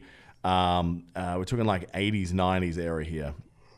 And where you would type in what you wanted to happen, like, open car door, enter. And if that was one of the listed commands, like, it'd say, you can't do that if it's not, right? Like, old school. And the idea was, it was just trying to get this desperate loser of a guy, Larry, laid. That was the whole concept of these games. Somehow there is a new one of these games coming out today. Which Wow. I was looking before. Someone is bold enough to be streaming this on Twitch right now. Now, if it's anything like the old ones, there's going to be inappropriate boobs, like, soon. So to that person, I mean, enjoy your time in the bandom, my friend. So it looks terrible. It's called Wet Dreams Dry Twice. Oh my They've always had great. I know they've always had great titles. So I'm probably going to have a look at how bad that looks, but I have a feeling it's going to be just a perversion of a game that once was okay. It was definitely like trying to look at cartoon boobs, which there's obviously so many ways you can do that in 2020 that won't be as relevant. But yeah, that's real curious. But I think what it'll be more like is the abomination we talked about last week, which is releasing this week, called Cobra Kai, The Karate Kid Saga Continues. That comes out on the 27th. We gave that game a lot of shit last week, but because it was in our lexicon, I thought I'd remind you it's coming out. That other game looks pretty terrible, which was Transformers Battlegrounds. That's coming out everywhere on October 23, which is today as well. Auto Chess is actually getting a PS4 release. It's going to be on the 29th. And a lot of like Halloween-y style experiences are coming out. So there is the Blair Witch VR game is getting an Oculus Quest version on the 29th of October, just in time for Halloween. And a lot of like old school games for Halloween are being re-released. So if you're an Epic Store customer as well, you should probably go over there and check it out. They've got some free games up for Halloween at the moment. If you do buy anything while you're there, just use the code Alternerd because we're sellouts. Not that we've made $1 out of that, I might point out. No one's ever used that code. But yeah, it is what it is. And then Watchdog Legions is obviously the big one of the week, October 29. If you are a horror fan, there is a series that you probably know, but if you're not a horror fan, you probably got no idea, called the Dark Pictures Anthology. The latest entry into that game comes out on the 30th of October. That's only going to be PC, PS4, and Xbox, though. Just way too powerful to run on the Switch. And the deluxe version of Pikmin is going to come out on the Switch on the 30th as well. A ton of other stuff this week, but a lot of them mainly indie games that I haven't had a chance to look at. So, yeah, not a massive week, but yeah, I think from Watch Dogs is kind of literally the first of many, many, many crazy games that are coming out for the rest of the year. Yeah, definitely. Oh, yeah. Now, as far as deals that are out this week, Sony's still running their Halloween sale that we talked about last week, so make sure you check that out if you're a PlayStation user. Actually, I should mention XCOM 2 is actually getting an iOS port on November the 5th as well, so that's coming up. That'll be interesting to see. Fallout 76, if you haven't played it before, on most platforms right now, they're actually running a free week, so you can download it, play it, see what you think, and then you can buy it for 60% off up until the 27th of October. And they've got deals on their in-game currency as well, but you don't really get much out there except for cosmetics and a bigger storage space. And then the Steam Digital Tabletop Fest is on at the moment as well. So if you are someone who enjoys playing tabletop games, but you like to do it online, especially the VR versions, like you can play Settlers of Catan in VR, they got a lot of tabletop games on sale in Steam right now as well, which is pretty great.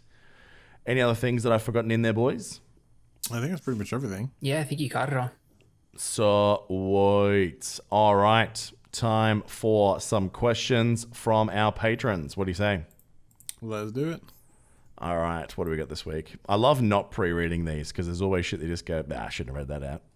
All right. So, first one comes in from our patron, Pike. He says, what are the games you guys are looking forward to during the Christmas season, like Cyberpunk or what else is coming? What's on your top list right now for the end of the year? The Miles Morales game, and then Godfall. Yes, and they're only a couple weeks away.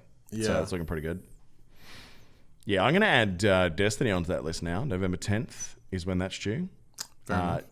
Definitely Cyberpunk is the number one that I want. Yeah, I'm for going to sure. lose some time to that. For Yeah, sure. the more I read about Assassin's Creed Valhalla, the more interested I'm getting in it. At first, I thought I was going to wait, but I'm starting to get a little bit more excited about that. Yeah, it's a good one too. Yeah, I forgot about. I'm definitely getting both Cyberpunk and Valhalla for sure. Yeah, when does Tokyo come out now? That's been delayed till next year, I think. Yeah. Yeah, they're interesting to see. Positive there was something that got bumped to December. Oh, that's right. Phoenix Rising is another game that I'm quite curious to see how that one goes. So that comes out before Christmas as well. The Medium was that horror game we've been talking about for a couple of weeks as well. That seems like it's going to be okay. Other than that, I think that's most of the big ones for the end of the year. Next year's going to start out pretty strong too, though. So Yeah. just have to wait and see. But It's yeah, I'd say gonna be a lot. Cyberpunk by a long way. Any updates like balloons or anything you're looking forward to, Pico? No, nothing there as of yet. We'll see. I'll keep you posted. I'll be sure to let you know. All right, Captain Hammer. He says, I love me a good tabletop game. Tabletop from Geek and Sundry introduced him to that world and scratched the itch he had from playing D&D back in the day. Pandemic Legacy, Betrayal at House on the Hill, and Gloomhaven are some of my favorites. Do you have any favorites that you play, or do you play any adaptations on the tabletop simulator? What do you think?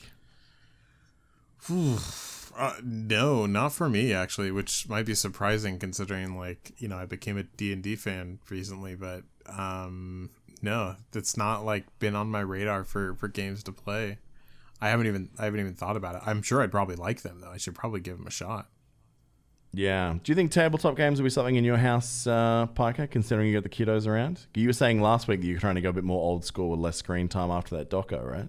Yeah, I mean, definitely have been. So we've been playing Monopoly Junior a little bit, but an online tabletop, simulator, it's something I've been thinking about trying to set up and experience a little bit.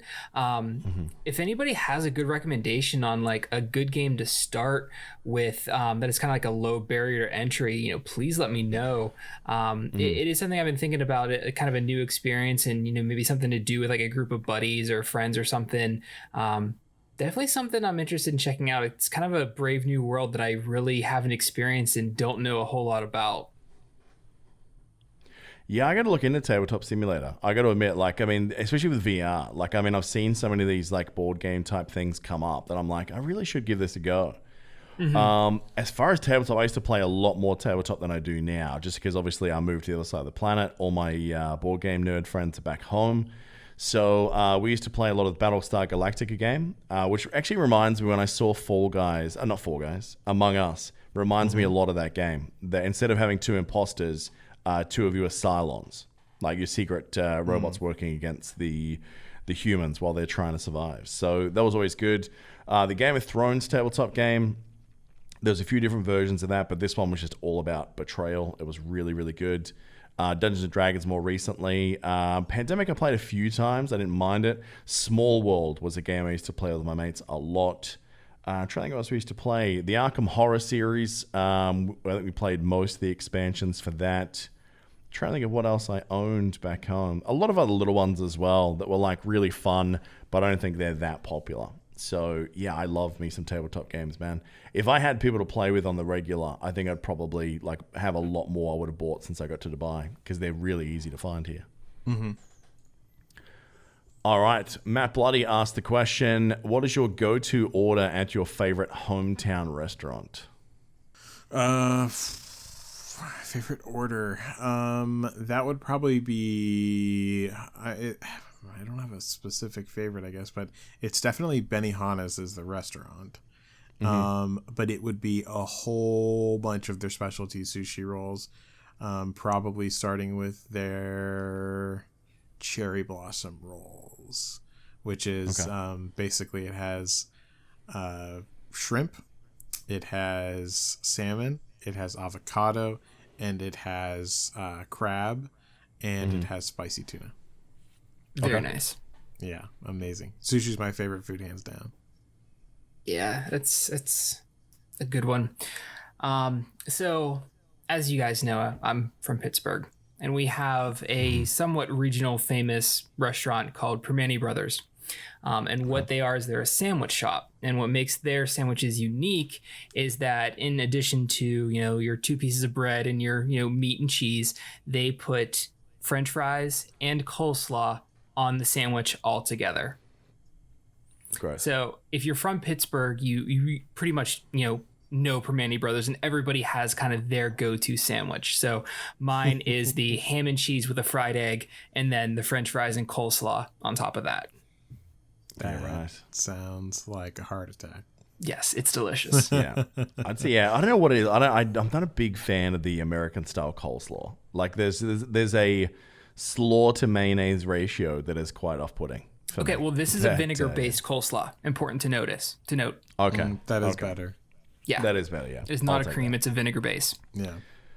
For me, if we're talking hometown, so you would have to go out to a place called Ballarat in Australia. You have to go about 5 minutes away from the middle of town there to a little suburb called Mount Clear. And there is a bakery there called Stewart's Pies. At least I hope to Christ that place is still there. Who knows with the pandemic. I would get myself a basic meat pie, just a plain steak pie, and what they call a matchstick, which is basically like this kind of puff pastry with like an icing on the top, and then like big layers of real cream, not this sort of like fake sort of cream shit they put in a lot of bakeries now because it lasts until the end of time, but like real cream and then jam in the middle. That'd be what I get, because those pies, man, like honestly, I've been a lot of places around Australia. I haven't had a good meat pie since I've left Australia. For some reason, meat pies aren't really a thing outside of there in the UK. You guys are all like, no, we need to put fruit in it. So yeah, I'd say that's probably what I get. But when I go to Australia, there's normally like one place I'll always stop, which is a chain called Red Rooster, and I'll just get a chicken, either a chicken roll, like the normal just basic chicken roll they have there, because they put like the stuff that you use, like the herbs in the stuffing when you do like a stuffed roast chicken. Yes, they kind of got that stuff in the roll as well, which is really tasty. Or a classic ripper sub. That's probably the only place that I'll go out of my way to do at least once when I go home. Which for Australians, they're like, you fucking bogan. And yeah, I'll take that. I gotta say, that sounds better than Picas. So, I'm sorry. Says he that came sushi in. Roll. Yeah. Hey. Came in with the most Tesla-owned answer of possible. Sushi's amazing. I don't know how anyone could say sushi is not the best food in the world. Sushi's amazing. Oh my God. Fuck it up. All right. Now, this one, we've only been taking questions from patrons recently, but this is one question that someone did sneak through on the normal chat that I felt definitely should do it. So this is from Akaya, and he asked the question, as an expectant father come January and a lifelong gamer, can you guys take a few minutes to talk about your thoughts towards your kids and gaming, as well as the time you spend gaming versus family time? Those are two things I'm starting to think about myself and would love some additional perspective. I'll bow out of this one. Dude, I feel like we could do a whole episode just on like I think we should. This few questions. I would totally be down. Yeah. Oh, so there's so many parts to this. The first I would say regarding like your kids in gaming. So my son, he'll be 6 in 4 weeks. Yeah, about 4 weeks. Don't rush it. So kids and games, like they just dive into them so hard and so heavy and so fast, and you really can't it's a lot more difficult, I should say, to pull back after the fact. One of the things that, personally I've been doing is paying a lot more attention to what are age appropriate games for him, because he'll be watching, kids YouTube, and he'll see an ad for a game that he really wants. And, originally, you kind of, look and see what it is, obviously, and, download it. And then, some of the things that kids can do in these games, whether it's, one of the ones that we, experienced was called Kick the Buddy, which is, a friendly enough game if you're the appropriate age for it. But basically it's like this doll buddy that's attached to this board, and you have an unlimited amount of weapons that you can, dismember and destroy this little character with, which is fine if you're the right age. But if you're not, if you're 4 or 5, that, being introduced to kind of cartoon violence even at that age is just too much for kind of them to understand under most circumstances, and kind of doesn't teach them a lot of the lessons that you're trying to as a parent. So I would say, don't rush into games with your kids, especially too young. One of the other things I had was my son watching me play Spider-Man on PS4. He loves Spider-Man. He saw Spider-Man. He's like, oh my God, Dad can control Spider-Man. This is the most amazing thing ever. And then he wanted to play it, and it being a PS4 controller and his hands being that of a, 5-year-old's, he couldn't do it. And to see how frustrated he was becoming because he couldn't, get Spider-Man to move the way he wanted, and seeing Spider-Man, get beat up by the bad guys was something that he had a very difficult reaction to. Spider-Man's not supposed to get beat up by the bad guys. Why can't he, do this? So I would say take it slow with your kids, especially when it comes to gaming. In terms of game time versus family time, I know personally I keep a lot of my gaming to the evenings after the family has gone to bed, just so that it's not a barrier between like me and spending time with them. Kids know whenever you're actively engaged with them, or if you're actively engaged with something else and kind of passively paying attention to them. So I try to, whenever I'm doing something with him, that my attention is fully engaged there. As a new father, invest in find a nice game that you can play one-handed on your mobile phone.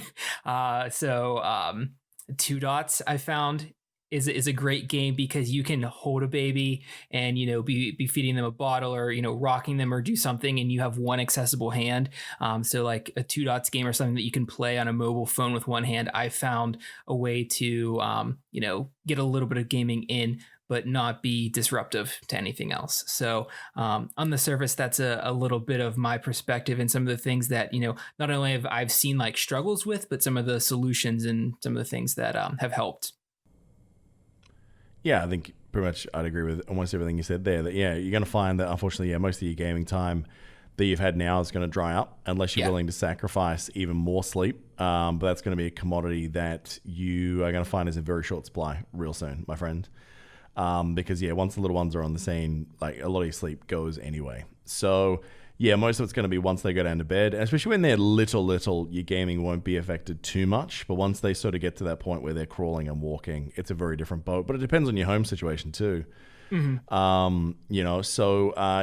I basically had to sort of say, okay, of our weekend, obviously, because we do the recording for this, and obviously I need editing time. That tends to happen on Fridays for me, which is the first part of our weekend.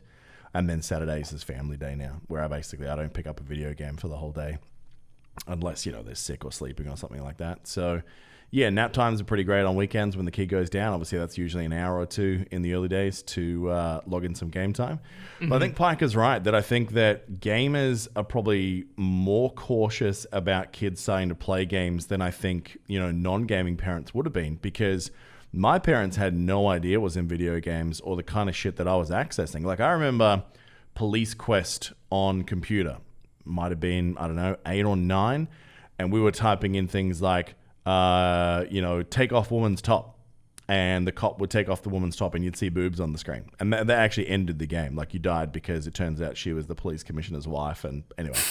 But point of the story is you could do shit like that even in games way back then. Mm-hmm. Like now, you got like God of War games where it's like mash the X button to fuck better, So we know what's in games. We know the dangers of loot boxes and those sort of things that I think we'd be much more engaged into what type of games that we would let them play, number one. Yes. And then number two, like Piker said, is that we know, how easy it is to kind of get obsessed and really dive into a game where you can kind of lose very large amounts of time if you're willing to do that. So, I would say that let it happen if it happens. But for as long as you can, pretend two things. One, mobile games aren't downloadable on mobile phones. Mm-hmm. Do not admit that to a kid, because once they know that exists, every person that kid will say, hey, you got any games on that phone? Right? And then your phone, you're never going to see it again. And then number 2, and this is actually a trick I heard from another guy who does a gaming podcast. He told his kid that the Switch is not portable, that it's only it only works when it's plugged into the TV. That way the kid wouldn't try and take the game away. He'd only ever play it in the lounge room when his dad was in the room. So, yeah, that were 2 fun tips that I saw from other dads. That reminded me of something else. Some of our neighbors, they were having trouble with their kids getting desensitized to wearing face masks. They were really having a lot of trouble keeping them on and not messing with them, especially going out to the store. They were getting real upset with the masks. And something that they did that I've recommended to a few people that have also seemed to help is they're allowed, whenever they're doing device time, that they can play their device as long as they're wearing their mask at the same time. Cool. So even at home, they're able to, play on the device, but they're wearing their mask, and it really helps get them used to it, desensitize them to it, and take their mind off the fact that they're wearing a mask because they're engaged playing a game and doing something else that they want to do. And they found that when it comes time to go to the store, have the kids wear the mask, it's made a huge improvement. So the next step from there is, Parker, how do we get the adult fucktards that won't wear their masks? How do we desensitize those bitches but it's too hard to breathe? Yeah, that's a great question. Fucking hell. My God. Yeah, good question. Good question. But I think a dad episode definitely has to happen in one of the quieter weeks. You and I have to hook up and do that. And then when Hebrew discovers all of his illegitimate children from all across the state, I'm sure he can contribute as well. I'll stay in the dark. Yeah. With how quiet he was, I heard his mic turned off. I thought he might have gone to the bathroom. We could have just left that in. Nope. All right. Then we go across to a question from DeHooch. He says, Genshin Impact, a free-to-play game that survives on enticing players to spend money, has become a huge part of our gaming lives. You've also been quite clear about your disdain for Foxnex Scopely's predatory monetization of MSF. Was it about the way that Genshin's developer MiHoYo has handled monetizing that you feel other developers can learn from in this area, thereby helping players make good decisions on which games to spend on? This is actually a very good question. Do you want to start off with that one, Mike? Yeah, so this is actually pretty obvious for me, at least, in the ways that I felt. But so number one, I think the biggest thing is that I feel no pressure to spend in this game.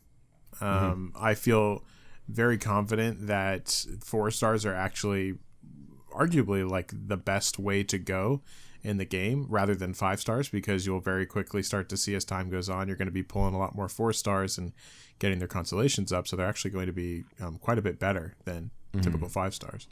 So so that's definitely one thing, is that I just don't feel the pressure to play, to pay. And the other thing is going to be that the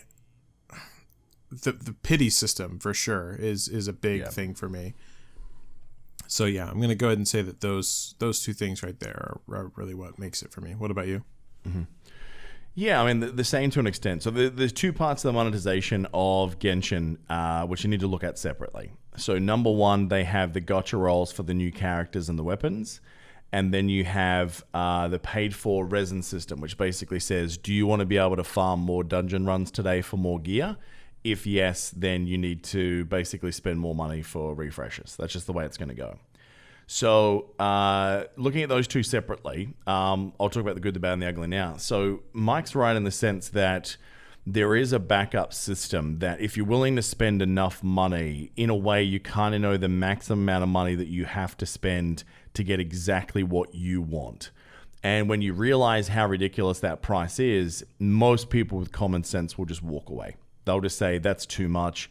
Like $200 to get a character guaranteed. Sure, I might get lucky. But when we say lucky, remember that the odds rates on this one, to give you perspective, Piker, the odds rates for a 5-star in this game, to get any 5-star, is 0.6%. Ooh, that does not feel very good. low. Very, very low. But then what they do is for every 90 rolls that you do, you're guaranteed what they call a pity, which is 1 5-star, right? Okay. Guaranteed. Now, what they do with the limited edition banners is that they'll have I don't know what they really call it, but I call it a double pity, which is that there's a 75% increased chance, and you and I know how these odds really work. It's 75% higher than 0.6. But 75% chance that the 5-star that you pull is the thing that you want, the limited edition character, right? Okay. Now, what it does, if you don't pull that on the first pity, it guarantees you it on the second. So in other words, if you do 180 dice rolls, you will get that character. Is the no matter what. You might get it early, great, but you will get it guaranteed. So that is something it does better than a lot of mobile games. That, yep, the odds are terrible, it sucks, it's gambling. There are some banners that you can roll on, and it's definitely terrible. I would say that the weapons banner, if you don't get the thing that you want, it's going to feel like terrible value, and that's because it is. But the fact that this is so much more transparent about what it is than I think any other gotcha game that I've played is one of the reasons that I'm a little bit more forgiving of that system, because I can pre-make that decision and know worst case dice rolls, what is it going to cost me? Like, I know that.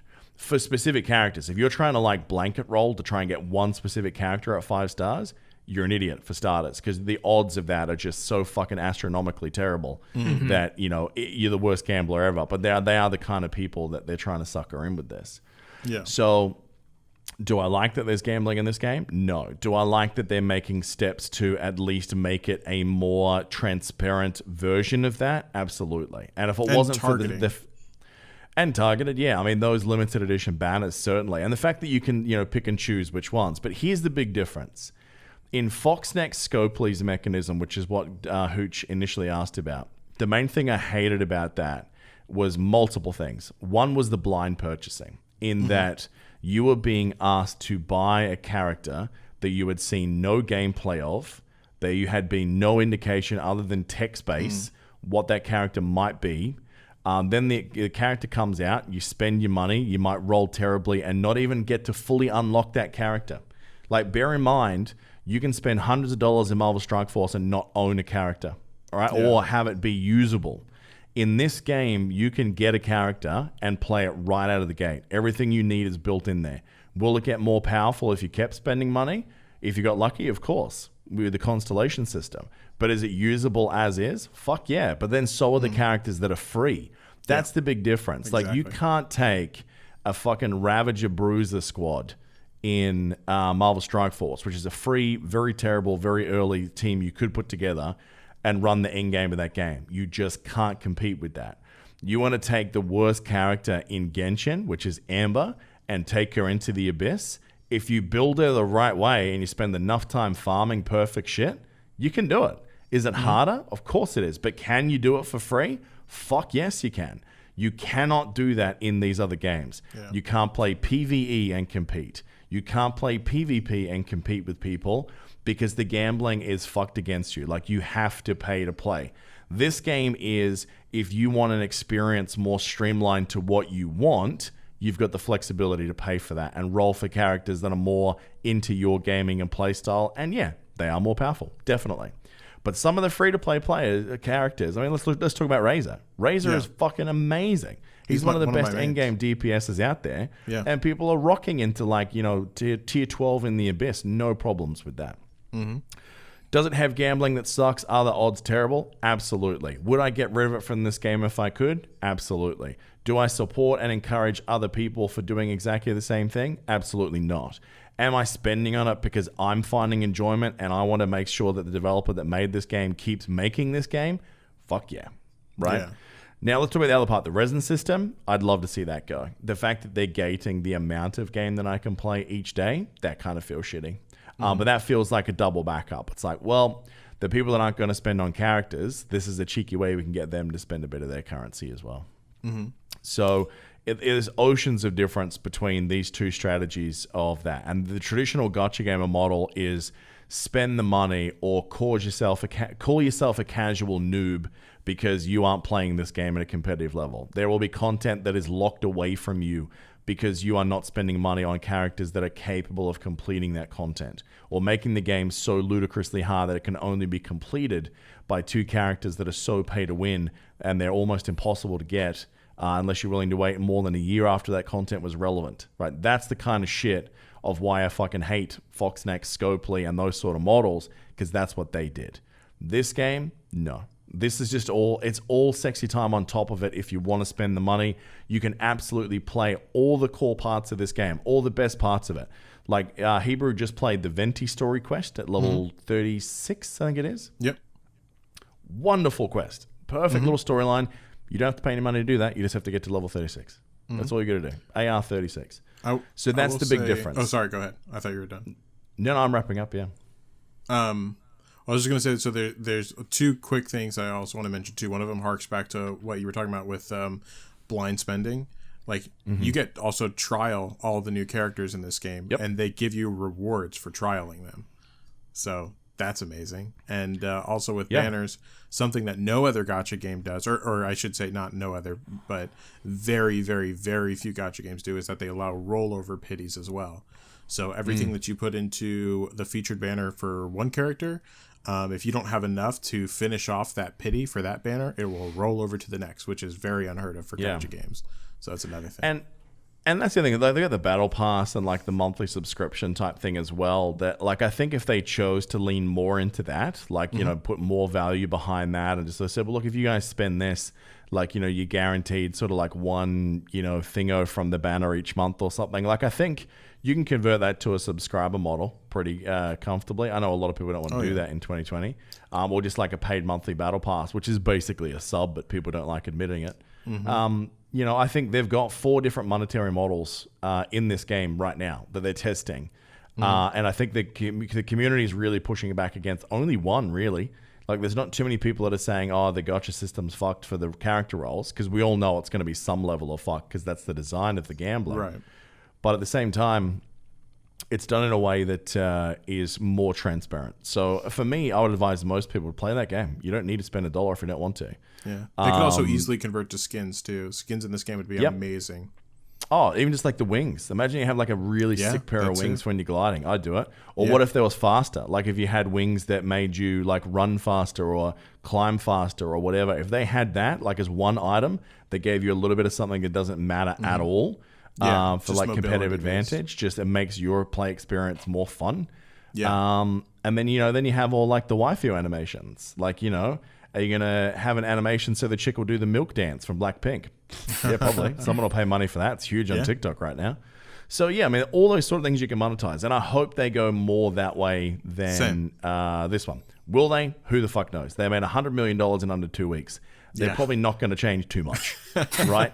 That's a good point. Whatever it is, they're obviously doing something better than everyone else is doing. Is everyone happy about it? Of course not. So, we'll have to wait and see.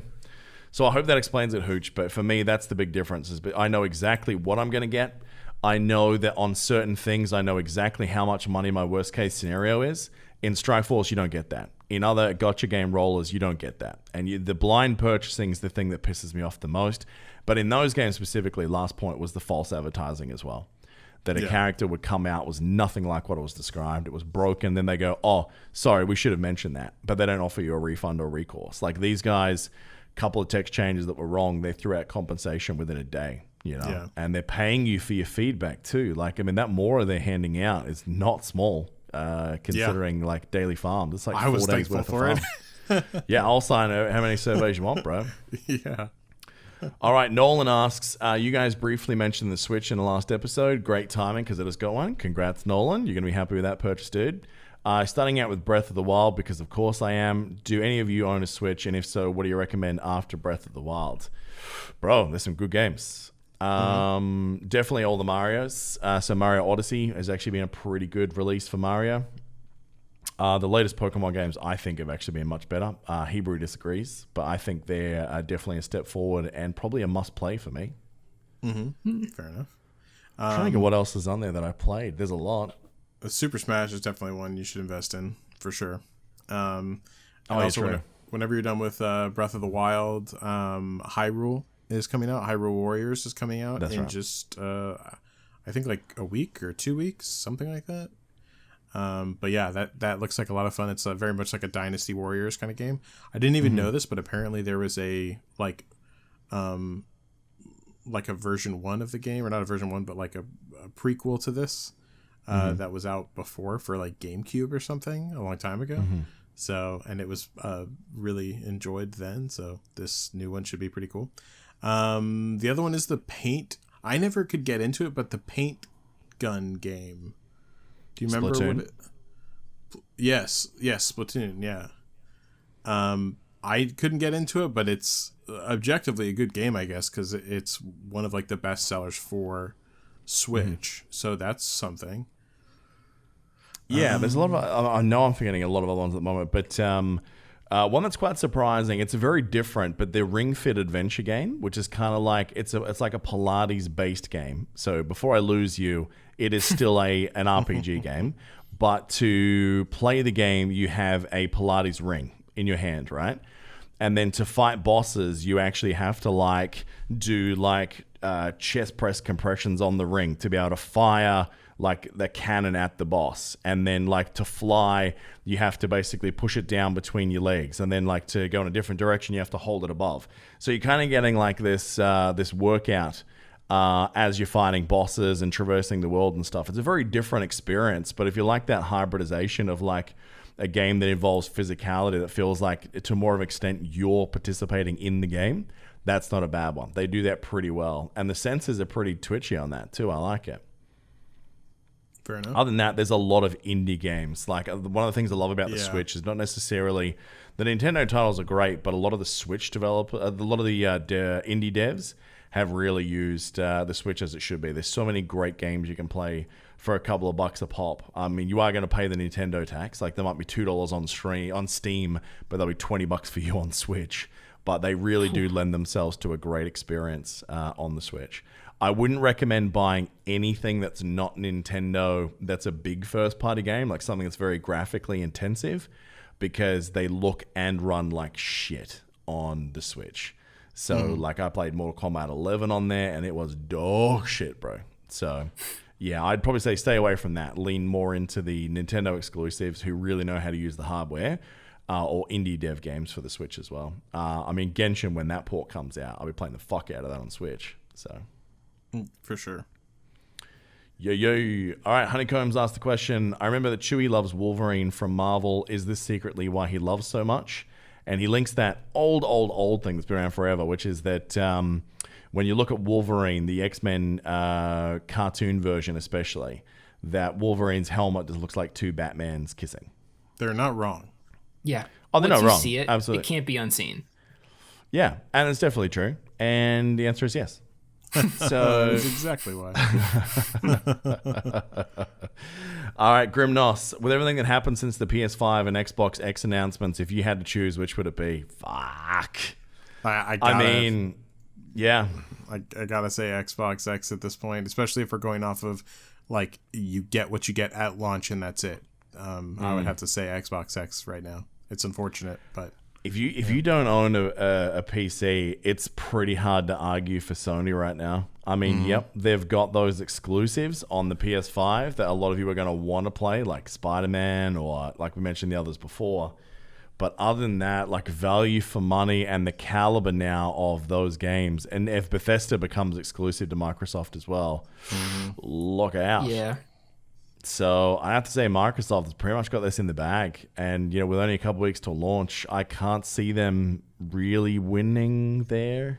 I mean, if PlayStation Plus starts including in theirs that you get their first-party games for free as part of your monthly sub, that could change some things. But at this stage, we have to pay for the privilege to play those exclusive games too. Whereas theoretically, the next Skyrim or the next Elder Scrolls game that comes out, we're going to be able to play for free on Game Pass on PC or Xbox. It's pretty hard to look past, Brand. I agree, yeah. It's unfortunate. Yeah, Yep. it's real tough. McFly, he asked the question, what is your earliest childhood memory of playing video games? What were you playing? What about you, Pico? So I'm trying to think if it counts as a video game, but I remember I had this, it was I guess a driving simulator, but it was literally a big plastic steering wheel, and where the speedometer would be was the road. And I think all you did was go straight, turn left, and turn right. And that was it. That was the entire video game. That was probably the earliest gaming experience I can remember. Solid. That's pretty crazy. Yeah. I guess I'll go next. Mine would definitely be, I'm pretty sure it was N64 Pokemon Snap. That was my first game. At least that I can First remember. game ever played or first game ever owned? Scratch that. Doom with my dad on Sunday mornings, playing Doom, like old Doom. Yeah. That's actually my first. So wait, scratch that. I just remembered one earlier. Twin Sins Odyssey with my dad. Sunday mornings. Twin Sins Odyssey. Great fucking game, by the way. I still look it up occasionally, like hoping that one day I'll see a Twin Sins Odyssey sequel coming out for like modern day. That would be fucking cool. But yeah, that's my earliest. Yeah. I can't think chronologically of which was first.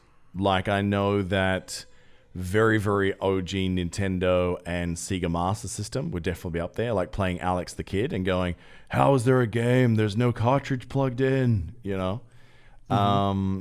What else was there? Commodore 64, one of my mates had one of those. Obviously, Frogger on the Atari was a very early one. I remember Double Dragon at the local fish and chip shop on an arcade machine was there when I was very young as well. I think the original game that I ever saw someone playing on like a home computer or something was probably like a Hugo's House of Horrors or something in that ballpark. It'd be one of those experiences. I said was my first. Yeah. All right, Big Odd asked the final and probably the most important question. If you had to choose between a prehensile penis or a cluster penis, and by that he means picture of a bunch of bananas, what would you choose? Who has to go? Do I have to go first on this one? It's a dick question, so definitely you. I'm gonna go. Well, I suppose it depends on the size of the cluster penises that I have. So right, okay. If it's so all, as in if they're what? all banana sizes, then I think I might take cluster penis.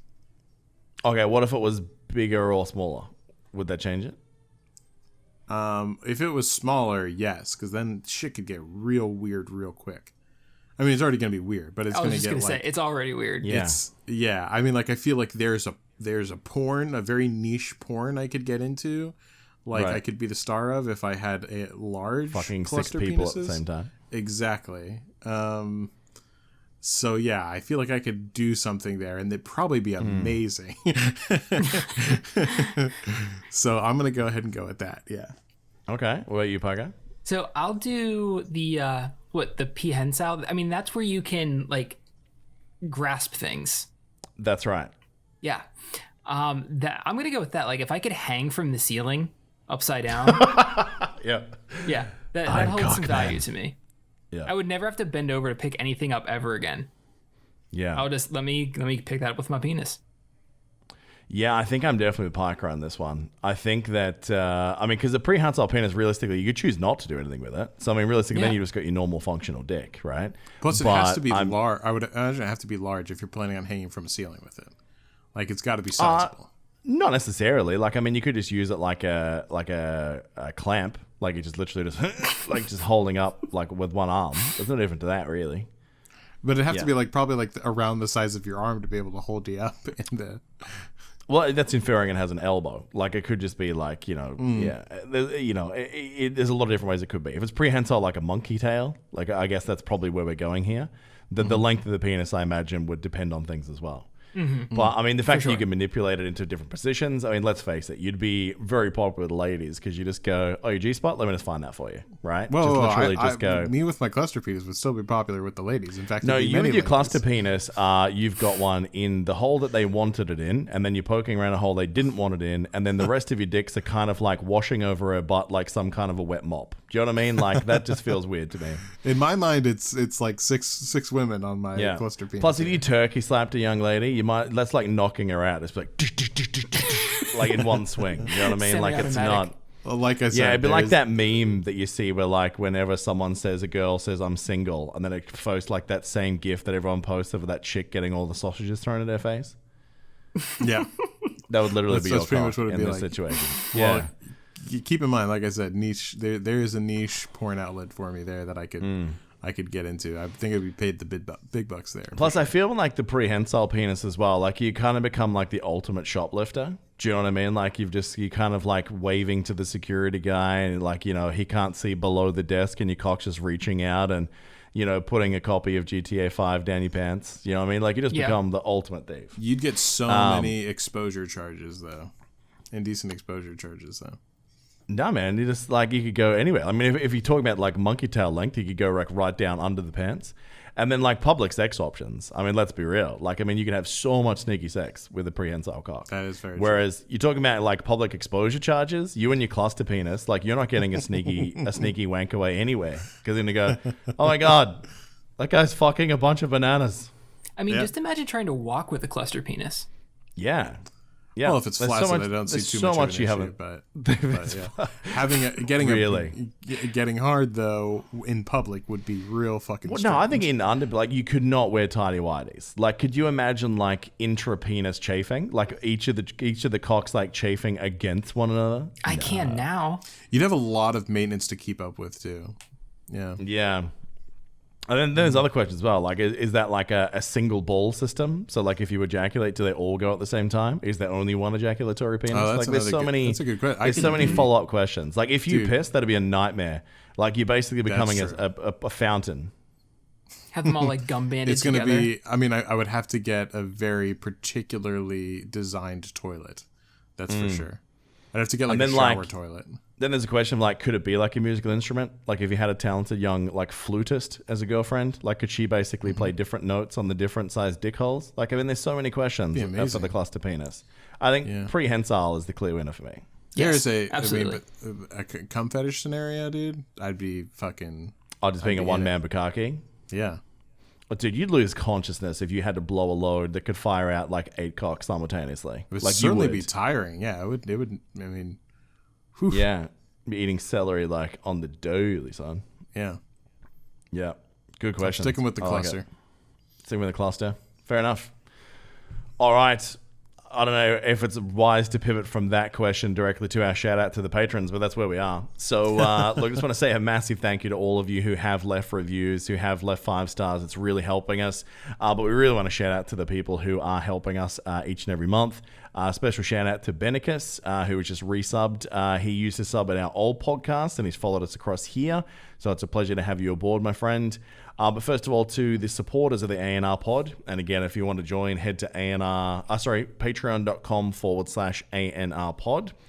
Our supporter tiers, we have Ox5, Batbutt, Connor L, Captain Jeepus. We have Goat, Halcyon Days, LFC Avenger, Sylv J, Commander Corsi, Lunchbox, and Alan K. To the fanboys, Mad Dog, Dajrek, Commander Hansen, Gunskull, Unhinged, Flexipotamus, Matt Bloody, Simon L, Incorrect User, Rockstar, Corey F, Nolan, Bloodwalker, Snorlax, TT Marco, JJ Orbits, Curtis the Greek, Swain Hammer, Jamie, X23, Debearded Viking, Darth Longstride, Metalhead, Run and Gun 83, Dracul, Lili, Zateotech, Danelle, Admirero, Frozen, Chief, Fat Honey Badger, Pike, and like we said, Benicus is joining the fanboys in that tier. Then for the dedicated, thank you very much to each and every one of you for going the extra mile. So to Nightside, Conway Supreme, Abysserum, Captain Hammer, DJB, Morphine Dream, Cheetah, Hobbs, Tuggernuts, Andrew G, Domino, Real East, Dun and Dun, Paul Puck, Beer God, Leg Griv, Bartman, Cravino, Mookie, Grim, Scooter, Yule, Justin Beard, The Dawkins, Lemon Russ, and McFly. Thanks for upping your sub this month from Fanboys and joining the dedicated, my man. Hope you're enjoying Genshin. I've been having fun helping you out this week. And to the guys that really realistically help us pay these bills and are helping us grow the show the most, the Multiverse Masters. So to Agent Zero, to Honeycombs, the grumpy gamer dad himself, Dahooch, Silver Wolf, Bronzy, Jedi Matroza, Slim, JW, Jay Shriver, Neil Wybird Wiley, Jakey, the Quixotic one, Mr. Lord Keen himself. We have Moon, Judas, Fopsy Schmolpsy, Spark Zulu, Dragus, Della, and Kane. Thank you to all of you gentlemen. Yeah, yes. I think we have to give a giant cluster thank you to everyone. About to say, yeah, you have my sword. It sounds like we only have to send Hebrew out to thank them with his cluster. Yes. Yeah, I can take care of a bunch of them at once, so that's fine. We can just applaud while watching Hanging from the Ceiling. Yeah. Yeah. From a very safe distance. Yeah, because fist bumping when this thing goes off, it's stay away. So. Yeah. All right, I think it's going to do it. So let's do some shameless plugs and get out of here. So look, if you have enjoyed this, folks, tell your friends about the podcast. Make sure you join the Discord, discord.me/ANR. Make sure you head to Apple Podcasts and leave us a review. 5-star definitely helps out the show, and we will read out your comment live on air next week at the end of the show. And also, if you want to join those patrons, again, we're having our second Amazon watch party with the guys to watch Borat this time. So we really want to spend some more time with you guys. And we're really loving hanging out with our patrons. That's at patreon.com/ANR pod. Hebrew Hammer, thank you very much. No problem. Thank you. Piker, always a pleasure. Let's do it again sometime. All right, that's going to do it. Until next week, cheers. See ya. Later.